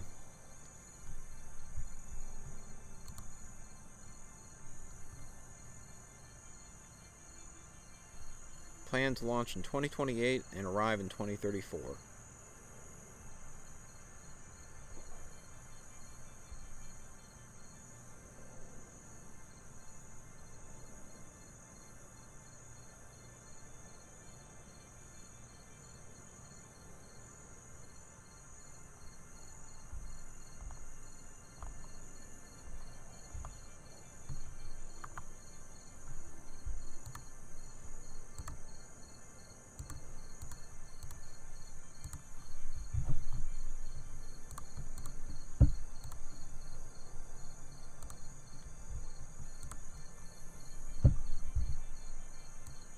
Yeah, USA oil.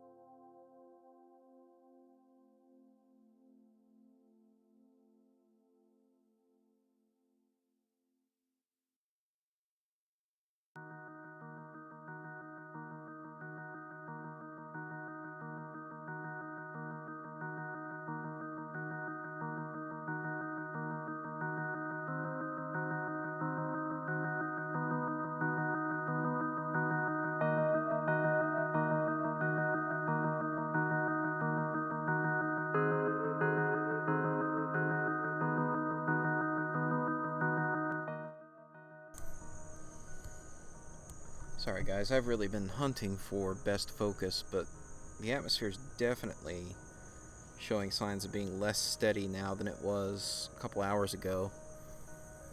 So there's only so much I can do. Even though we're at the meridian or just past it now. The quality of the view is not as good as it was, I would say.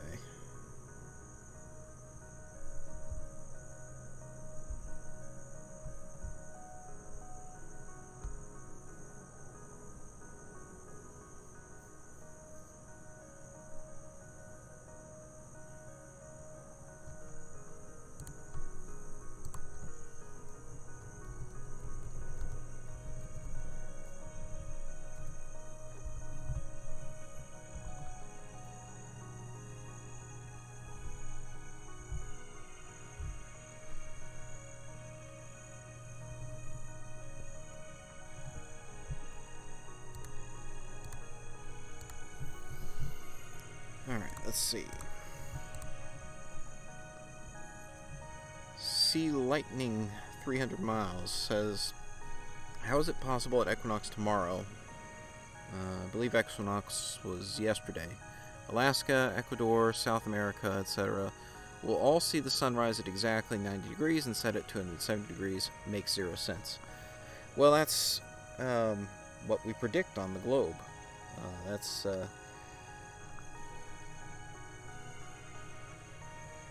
what happens with the sun declination of about 0 degrees. The ecliptic intersection point with the celestial equator, when the sun's there on the equinox, the sun rises due east and sets due west around the world.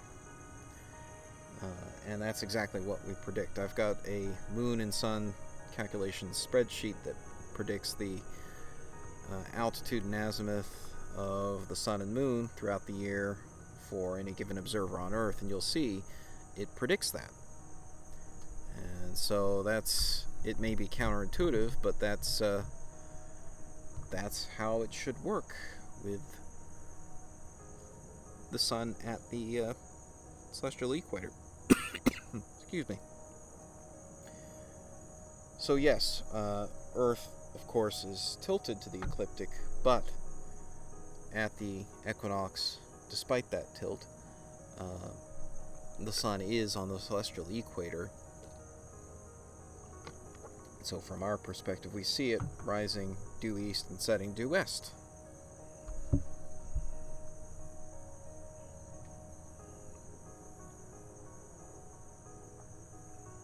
"17 minutes until ISS hatch closing." Oh, that's right, there's a Soyuz leaving, right? Soyuz departing ISS? And I think Suni's taking over as ISS commander right now?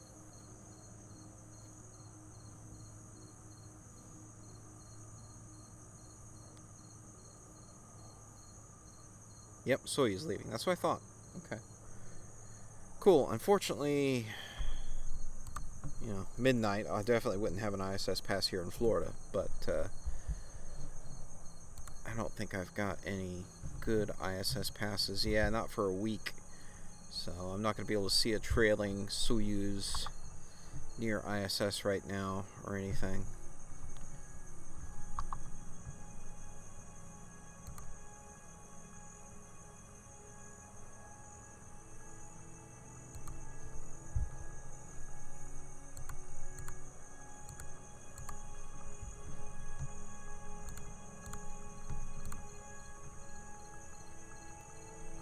Alright, and about... Gosh, it's really...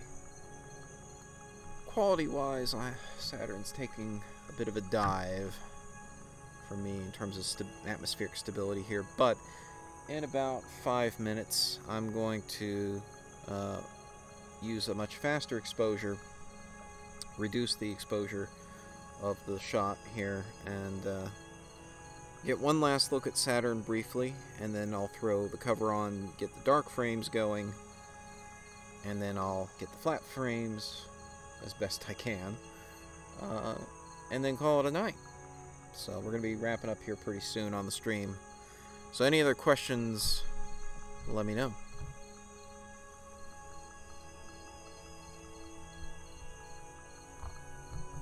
Oh, it's not real secret sea lightning.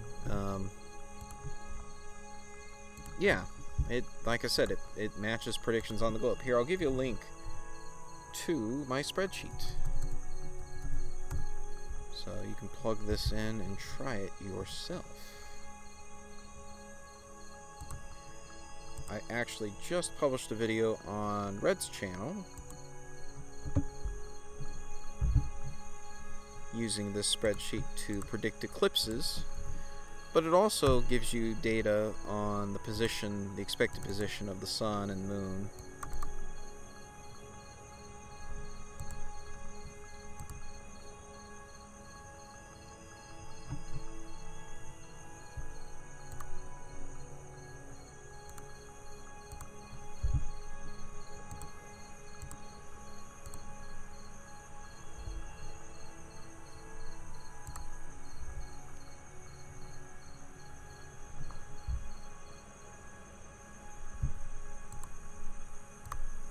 So let me see. Let me plug in September 22nd. And I'll leave the position in Maine.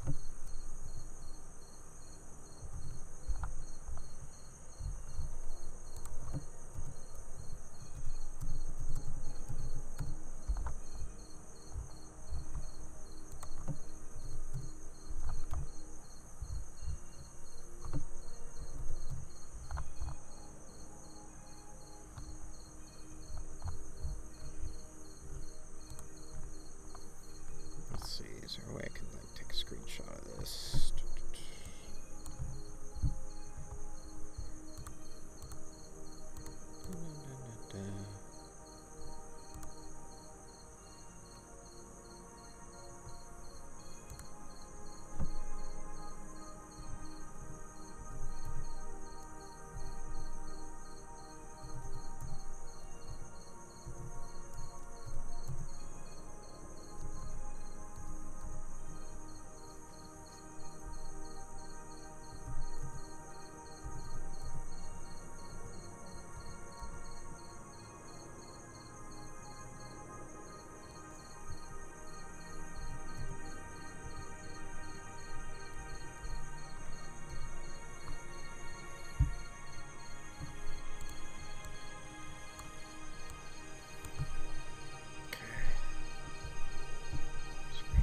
That.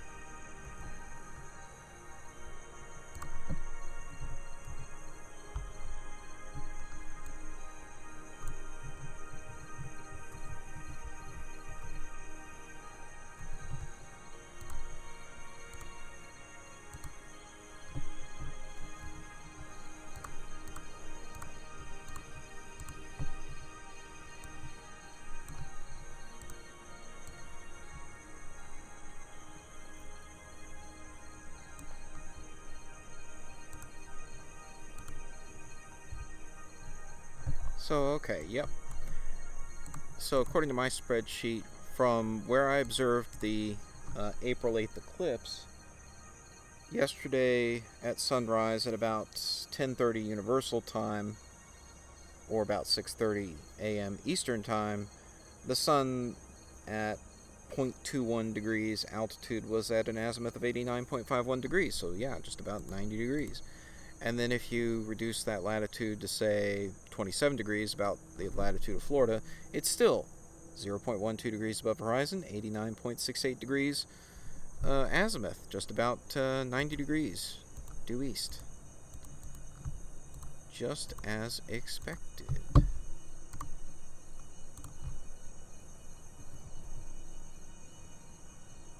Equinox. And yes, this is using the globe and my own personal calculations of where it should be, based essentially on the Newcomb tables of the sun.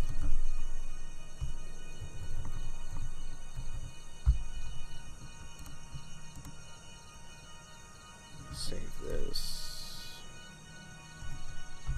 I should be able to pull it up here in OBS.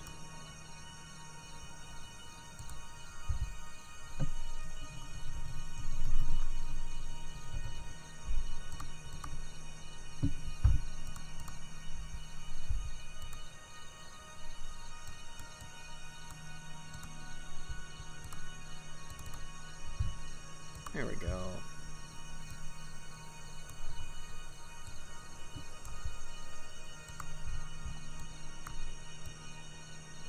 So yeah, there's my calculations based on my own spreadsheet for the sun and moon, and I've highlighted down there in the bottom the altitude and azimuth of the sun. Yesterday morning, again from Lake Parlin, where I observed the eclipse up in Maine. And even up there, yeah, it was rising due east. Just what we expect. And then if I change that to the latitude of Florida, say set that to 27 degrees, same story. You can try that yourself. So I linked it in the chat, the link to that spreadsheet, so you can play with it for yourself. And yeah, that's exactly what we expect on the globe.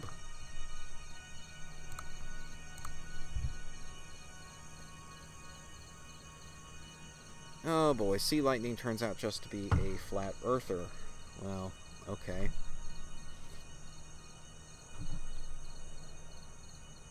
It may not make any sense to a flat earther why that occurs on an equinox, but it makes perfect sense on the globe, and the globe predicts it.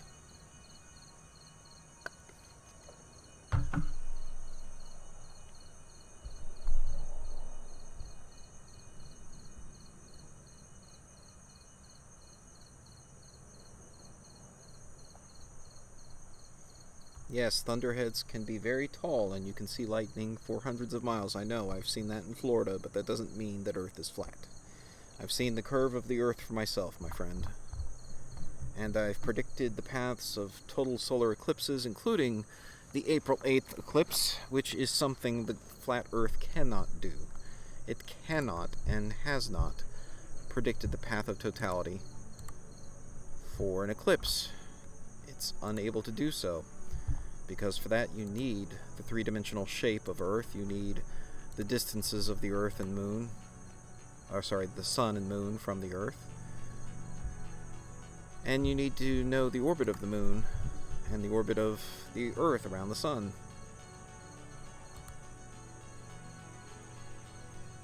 And you can find out more about that at this video that I just finished making and had uploaded on Red's channel just over a week ago.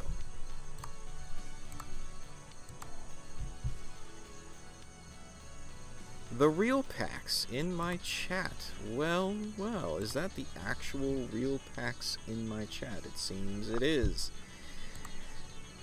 Yeah, I have to say, real packs, I'm sorry for doing this. I don't like being confrontational in my live streams, but I have to call you out, man. You put up a lot of fake streams, my friend. I'm streaming Saturn for real here. See, I can move it to the right. I can move it to the left. I can move it up and down. There's down, there's up. On command, because I've got a real telescope here and I'm really streaming this thing. Real packs, and I've done this before, I've exposed real packs before for showing things that are not what he says they are on his channel. Why do you do that? I mean, I get it. Like, I'm sure you're getting tons of ad monetization from it, but, like, I couldn't live with myself if I did that.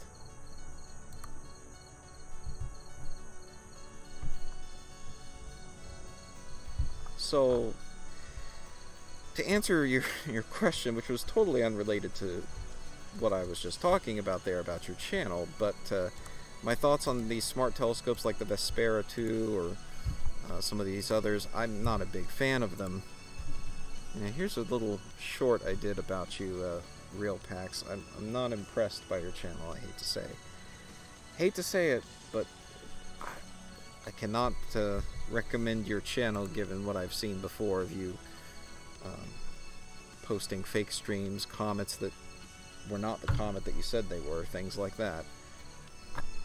I can't endorse that. I cannot condone that behavior. But as far as smart telescopes go, I think they can be potentially useful to people as a stepping stone into astronomy, but I don't like the concept of a fixed piece of hardware that is not amenable to modification, that is not amenable to switching cameras, swapping cameras, eyepieces. I like the modularity of a proper, what I would consider a proper telescope, like the Celestron I'm using right now, the Celestron 11-inch NexStar GPS. I've got a Blackmagic camera on there, but I can swap that out for an S-Big camera or a ZWO camera. I can upgrade the camera side of things. I can specialize the camera side of things. Right now I've got a camera that is good for planetary, good for rocket launches, good for space station, satellites. But if I want to go deep space, I'm going to use a very different camera with a very different focal length. These smart telescopes have to pigeonhole themselves on a particular use case. Most of them these days, and I believe the Vespera 2 is probably an example of this, designed for wide field, deep sky shots, and they do a decent job of it. I'm pleasantly surprised by the quality they can produce. But I want a modular telescope that, like this, I can be pointing at Saturn tonight, getting high magnification views of Saturn, and then tomorrow night I can be pointing at an asteroid, taking long exposures with a deep space camera at a very different focal length. I can't do that with a smart telescope that is just a one-size-fits-all solution.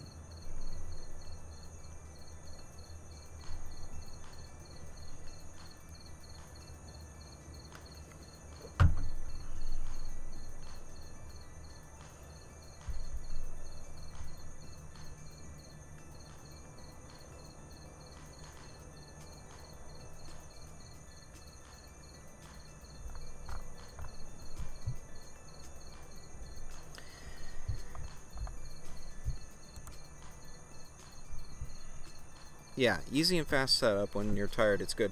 I can understand that. Like, they have a purpose. There is a use case there. They are very easy to set up, fast to set up, and there's something to be said for that.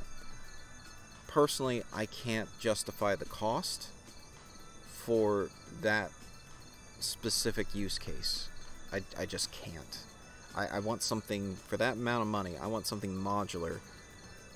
And frankly, you're going to get a bigger aperture for that amount of money, a much bigger aperture for that amount of money, if you spend it on a quote-unquote dumb telescope like what I've got, which has got a lot of smart features. It's got a computer, it's got motors, all that fun stuff.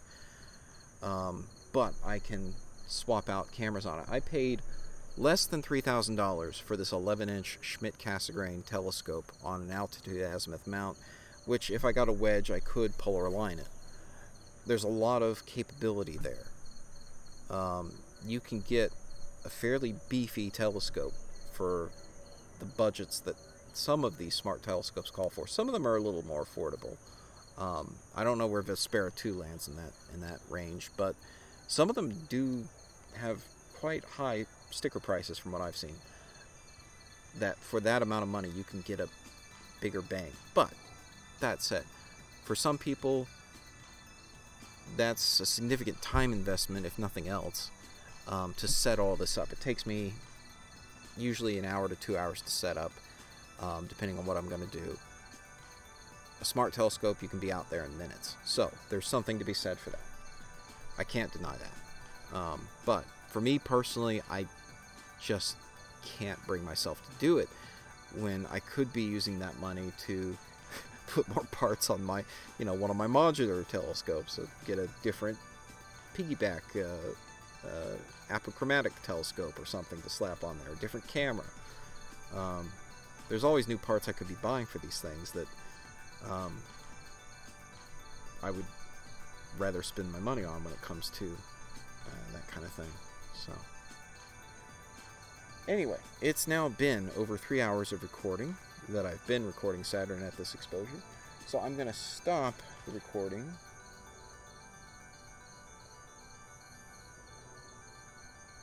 Okay, there. And then I'm going to adjust the exposure.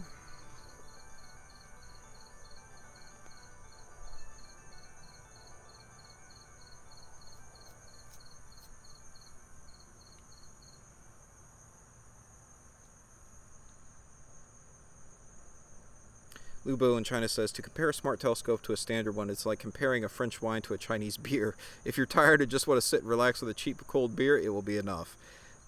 That's fair, man. That's fair. Yeah, for me, I have a constrained budget, and I just can't spare the expense because, yeah, I need to be, for me personally, I need to be buying the fine wine or additional accessories there for it.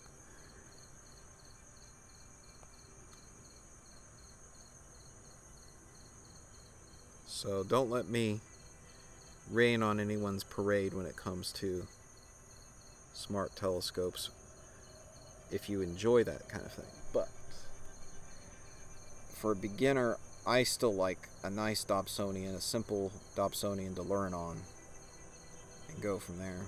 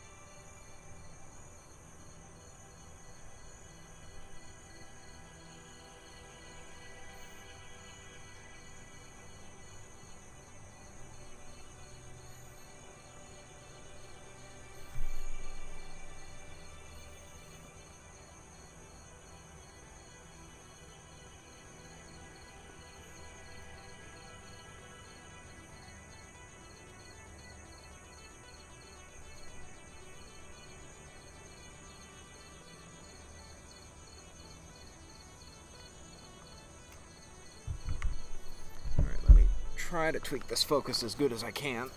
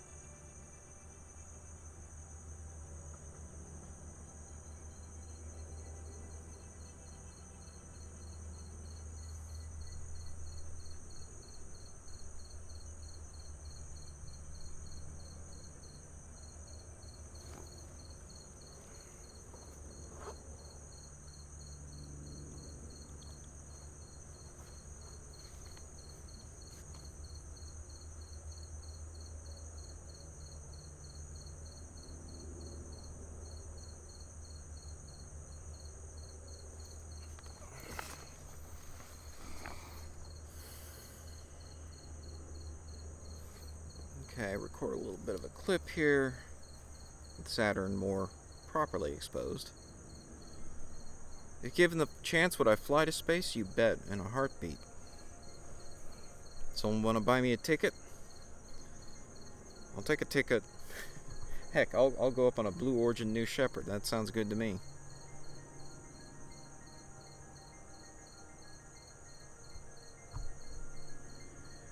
No, satellites are not on cheap helium balloons. The Chinese spy balloon does not disprove the existence of satellites. I've measured the distance to the space station, I've measured its altitude, size, and velocity, and it is inconsistent with it being a balloon. Here's a link to that video on my channel. So no, it's not a balloon, it is a satellite.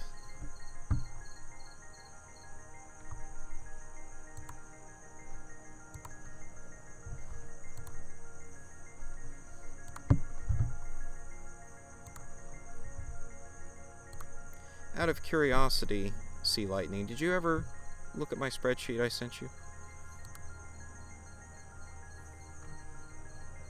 Do you disagree that it accurately predicts the position of the sun on the globe?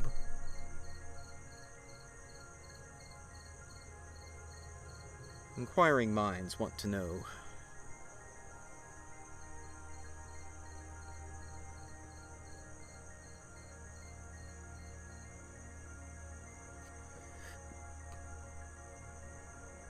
Okay.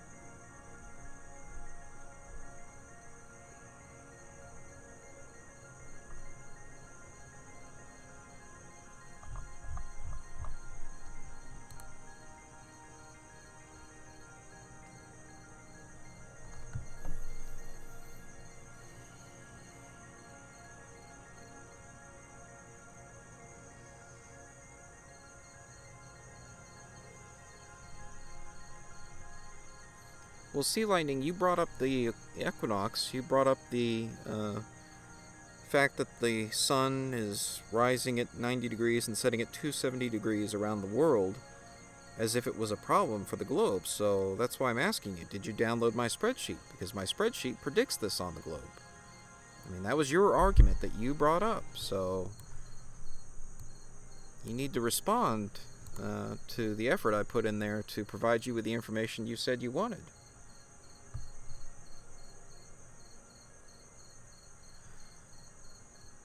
I figured, Heat Shield. I'm just trying to give this person every chance to have a reasonable conversation.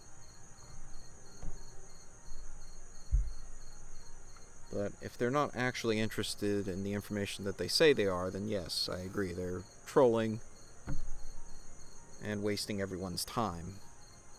But best to demonstrate that by allowing them to show for themselves to everyone else that they're not actually receptive to the information they claim to want.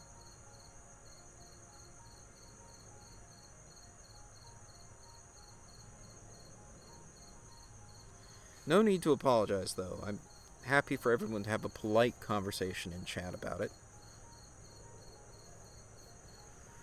Alright, now I need to crank the camera back up to 1/30th of a second exposure, max ISO. And then I'm going to put the lid on the telescope and collect some dark frame. 1 second.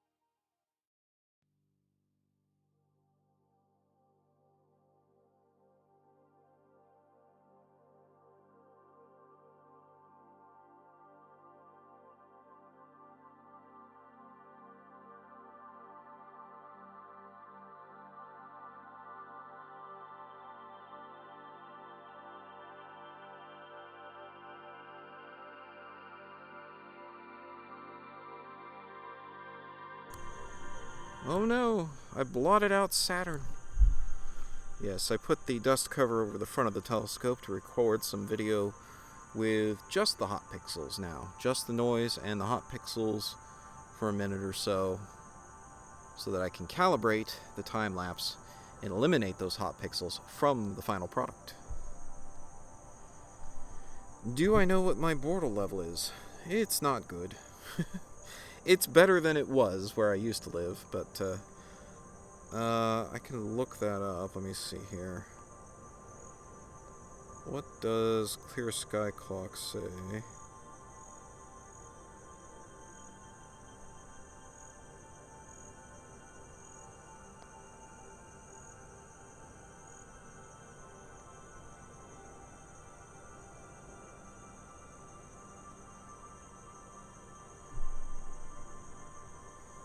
It says I'm at a 6, but I'm probably on the edge of town.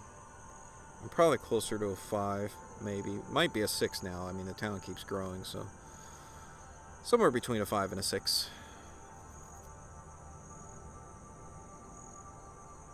Okay, I'm going to call that good for the dark frame.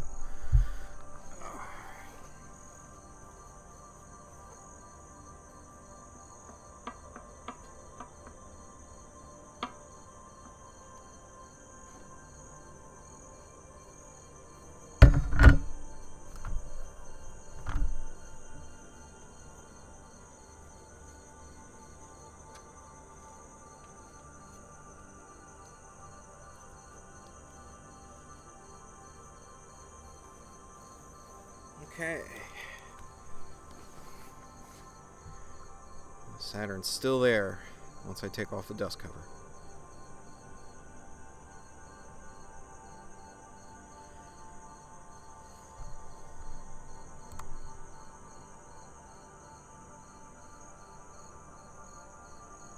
But before we go, I do want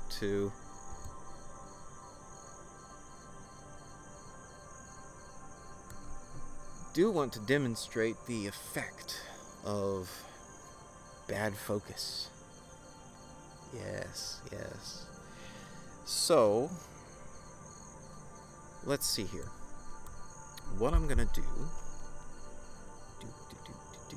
Well, okay, before I do that, I can't take off the Barlow. I need the Barlow to stay in exactly the position it's in for the flat field. Competing priorities, right? So, what I'll do is I'll just defocus Saturn. Yeah, what the hey. We'll start with Saturn anyway.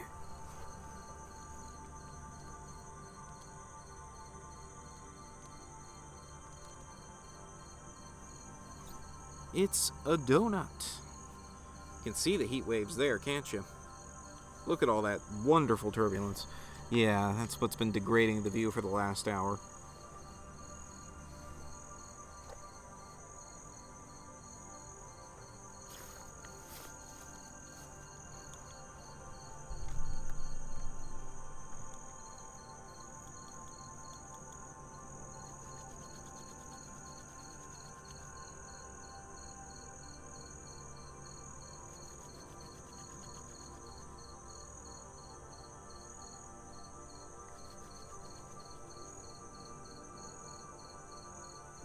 Hi.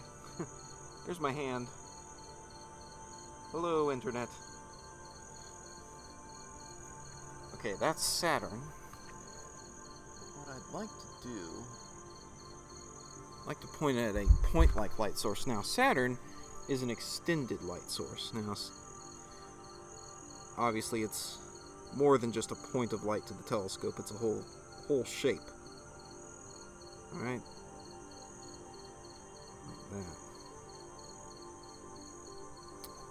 So what I want to do is command the telescope to go somewhere else and try to find it with the Barlow lens still attached, which is going to be a fun trick, let me tell you, at, what did I say, like 28 meters focal length? Insane. Fomalhaut is down there, just south of Saturn, in the sky. So let me try to point at Fomalhaut.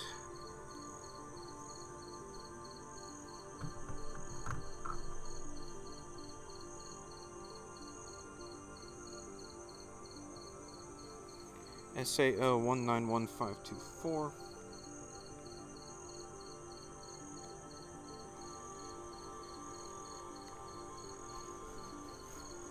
Turn to Jupiter. Yeah, Jupiter. I actually have to wind down for the night because even though I'm on vacation this week, I do still have things I need to do tomorrow. But I just want to do a couple last things before I close out the stream.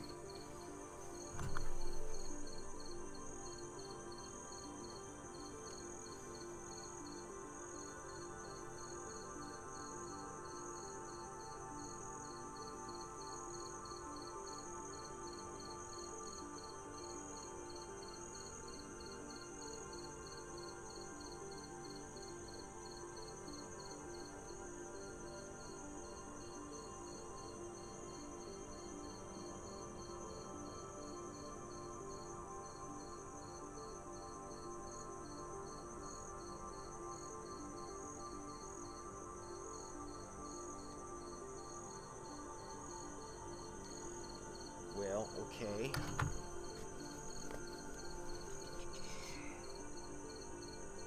Trying to point out a star with a Barlow lens still attached and only a 1-point alignment is non-trivial.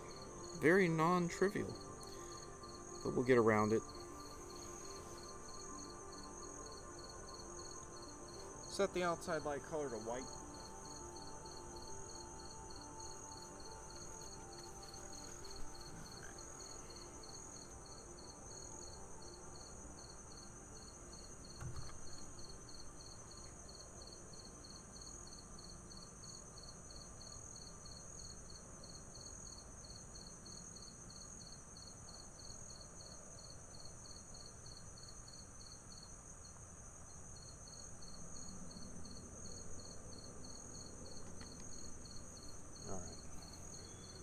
So for now, I'm just going to get the flat field first, and then I'll take the Barlow off, but I got to get my flat field recorded first.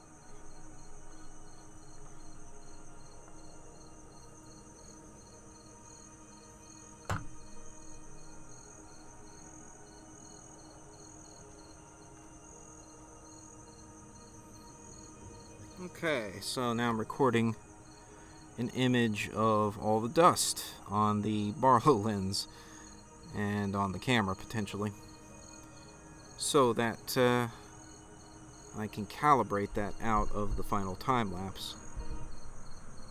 Fun, fun, fun.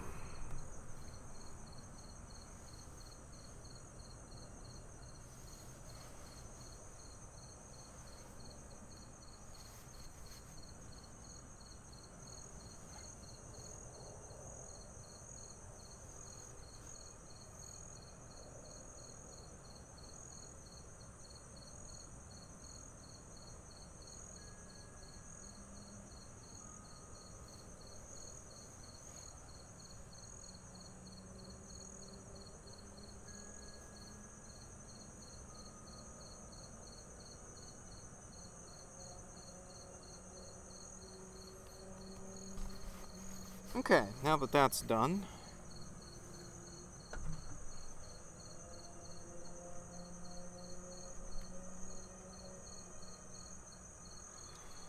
I'm going to try again to go to Fomalhaut.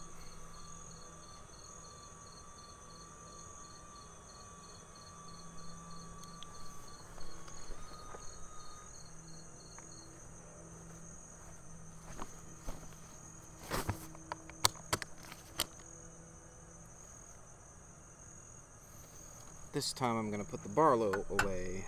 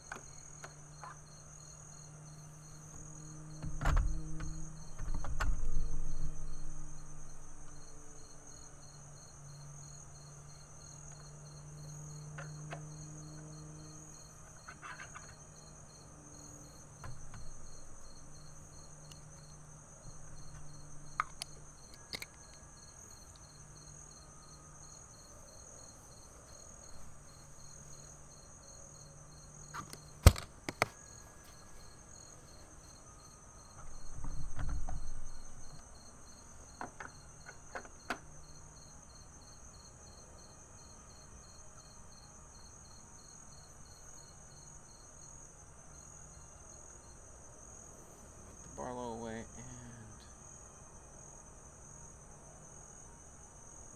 switch back to the full frame of the camera.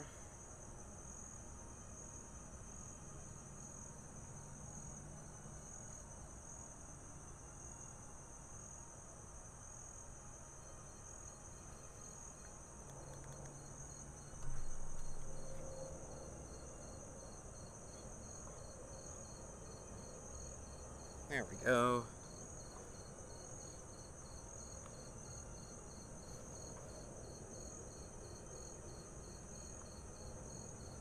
Alright, now we have a very nice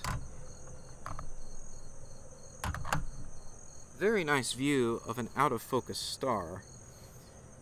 And you can already notice some waves, some heat waves, some gas passing over the telescope.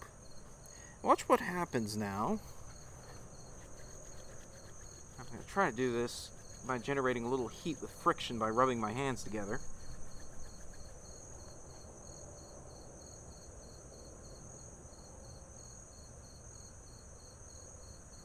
See all that extra heat wave moving over the star?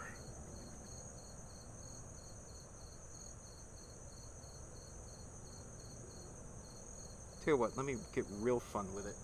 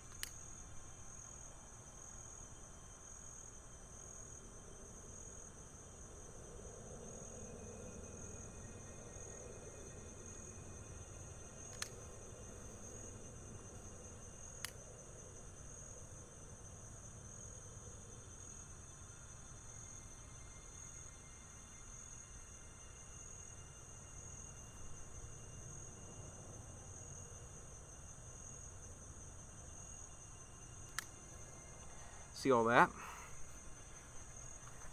All I did was stick a lighter under the telescope. You can see all that turbulence there. Now, if I make this smaller, and let's zoom back in.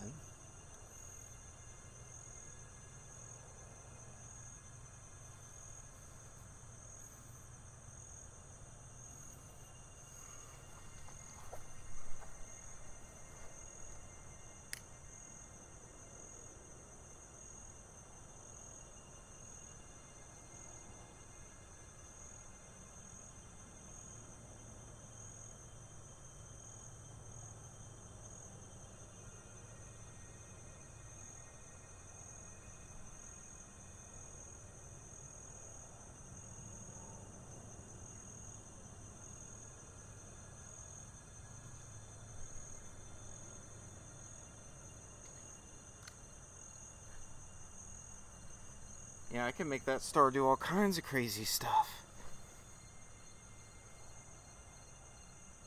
Let's make it smaller still.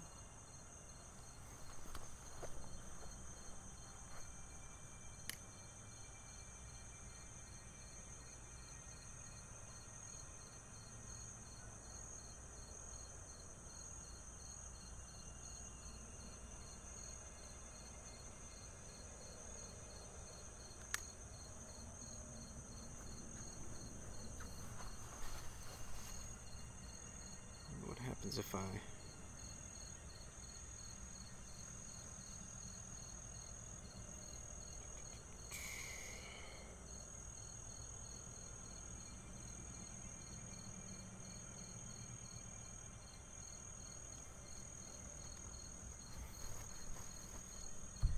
Now let's zoom in digitally.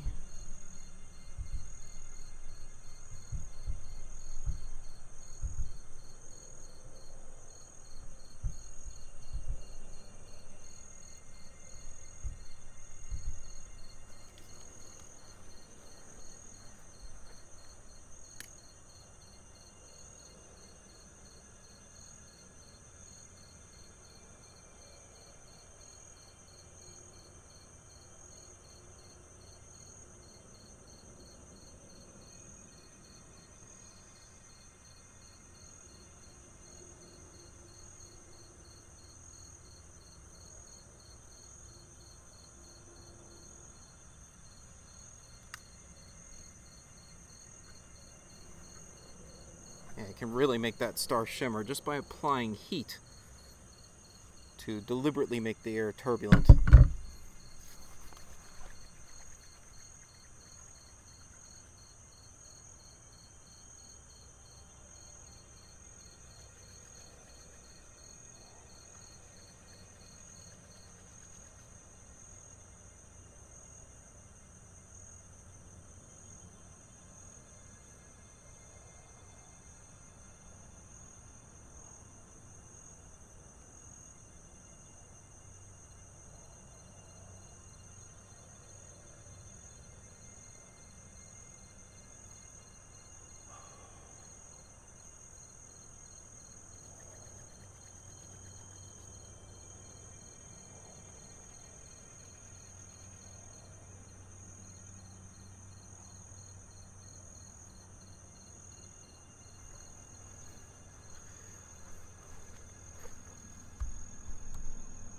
Looks a bit like some of those videos of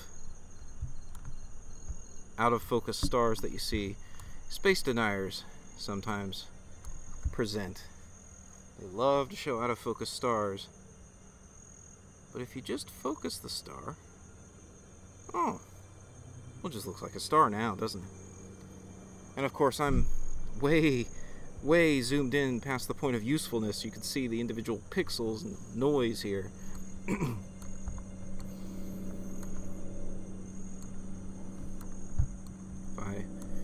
Return the frame to its normal size.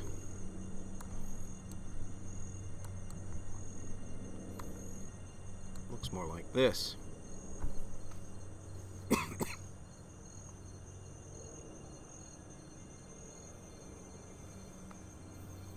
Unremarkable. The very definition of unremarkable.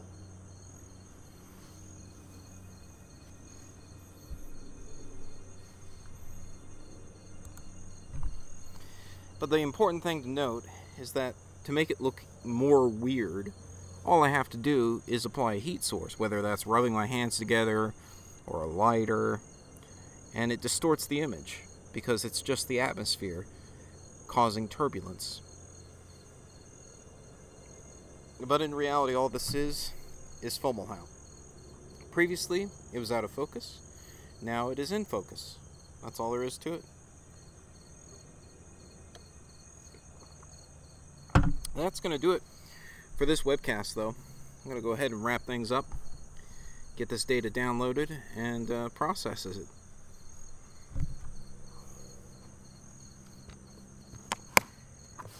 And sea lightning, as for you, I do believe my eyes. I've seen the curve for myself from 36,000 feet. Much to the dismay of flat earthers. But perhaps more importantly, I've been able to use the globe to correctly predict the positions of the sun and moon, and even more impressively, eclipses, including the April 8th eclipse, and including an eclipse that the great flat earth guru Shane St. Pierre himself could not predict. He could only go as far as the existing 5 millennium canon of eclipses, But the moment I asked him to predict the eclipse of October 9th, 3001, he was completely unable to do so. In fact, he blocked me and hid my reply. Why is that? Because Flat Earth can't predict anything. All he was doing is copying the predictions of the globe, and all they could do was copy the predictions of a globe source that he had already looked up, that had already done the predictions for him. He didn't even know how to do them himself. So he was unable to predict an eclipse even 1 year past the end of the catalog that he had access to. If it's all just cycles, if it's all just patterns, and a post-diction, as flat earthers claim, should have been trivially easy for him to predict the next eclipse in the sequence. But he couldn't do it. I had no trouble doing it, using the globe, because, ladies and gentlemen, Earth is a globe. It's not flat. And there's a link to that video. Highly recommend you go down there and check it out and watch it. You can download my spreadsheet for yourself and see for yourself that I'm able to predict the eclipse of October 9th, 3001. One past NASA's own 5 millennium canon of eclipses.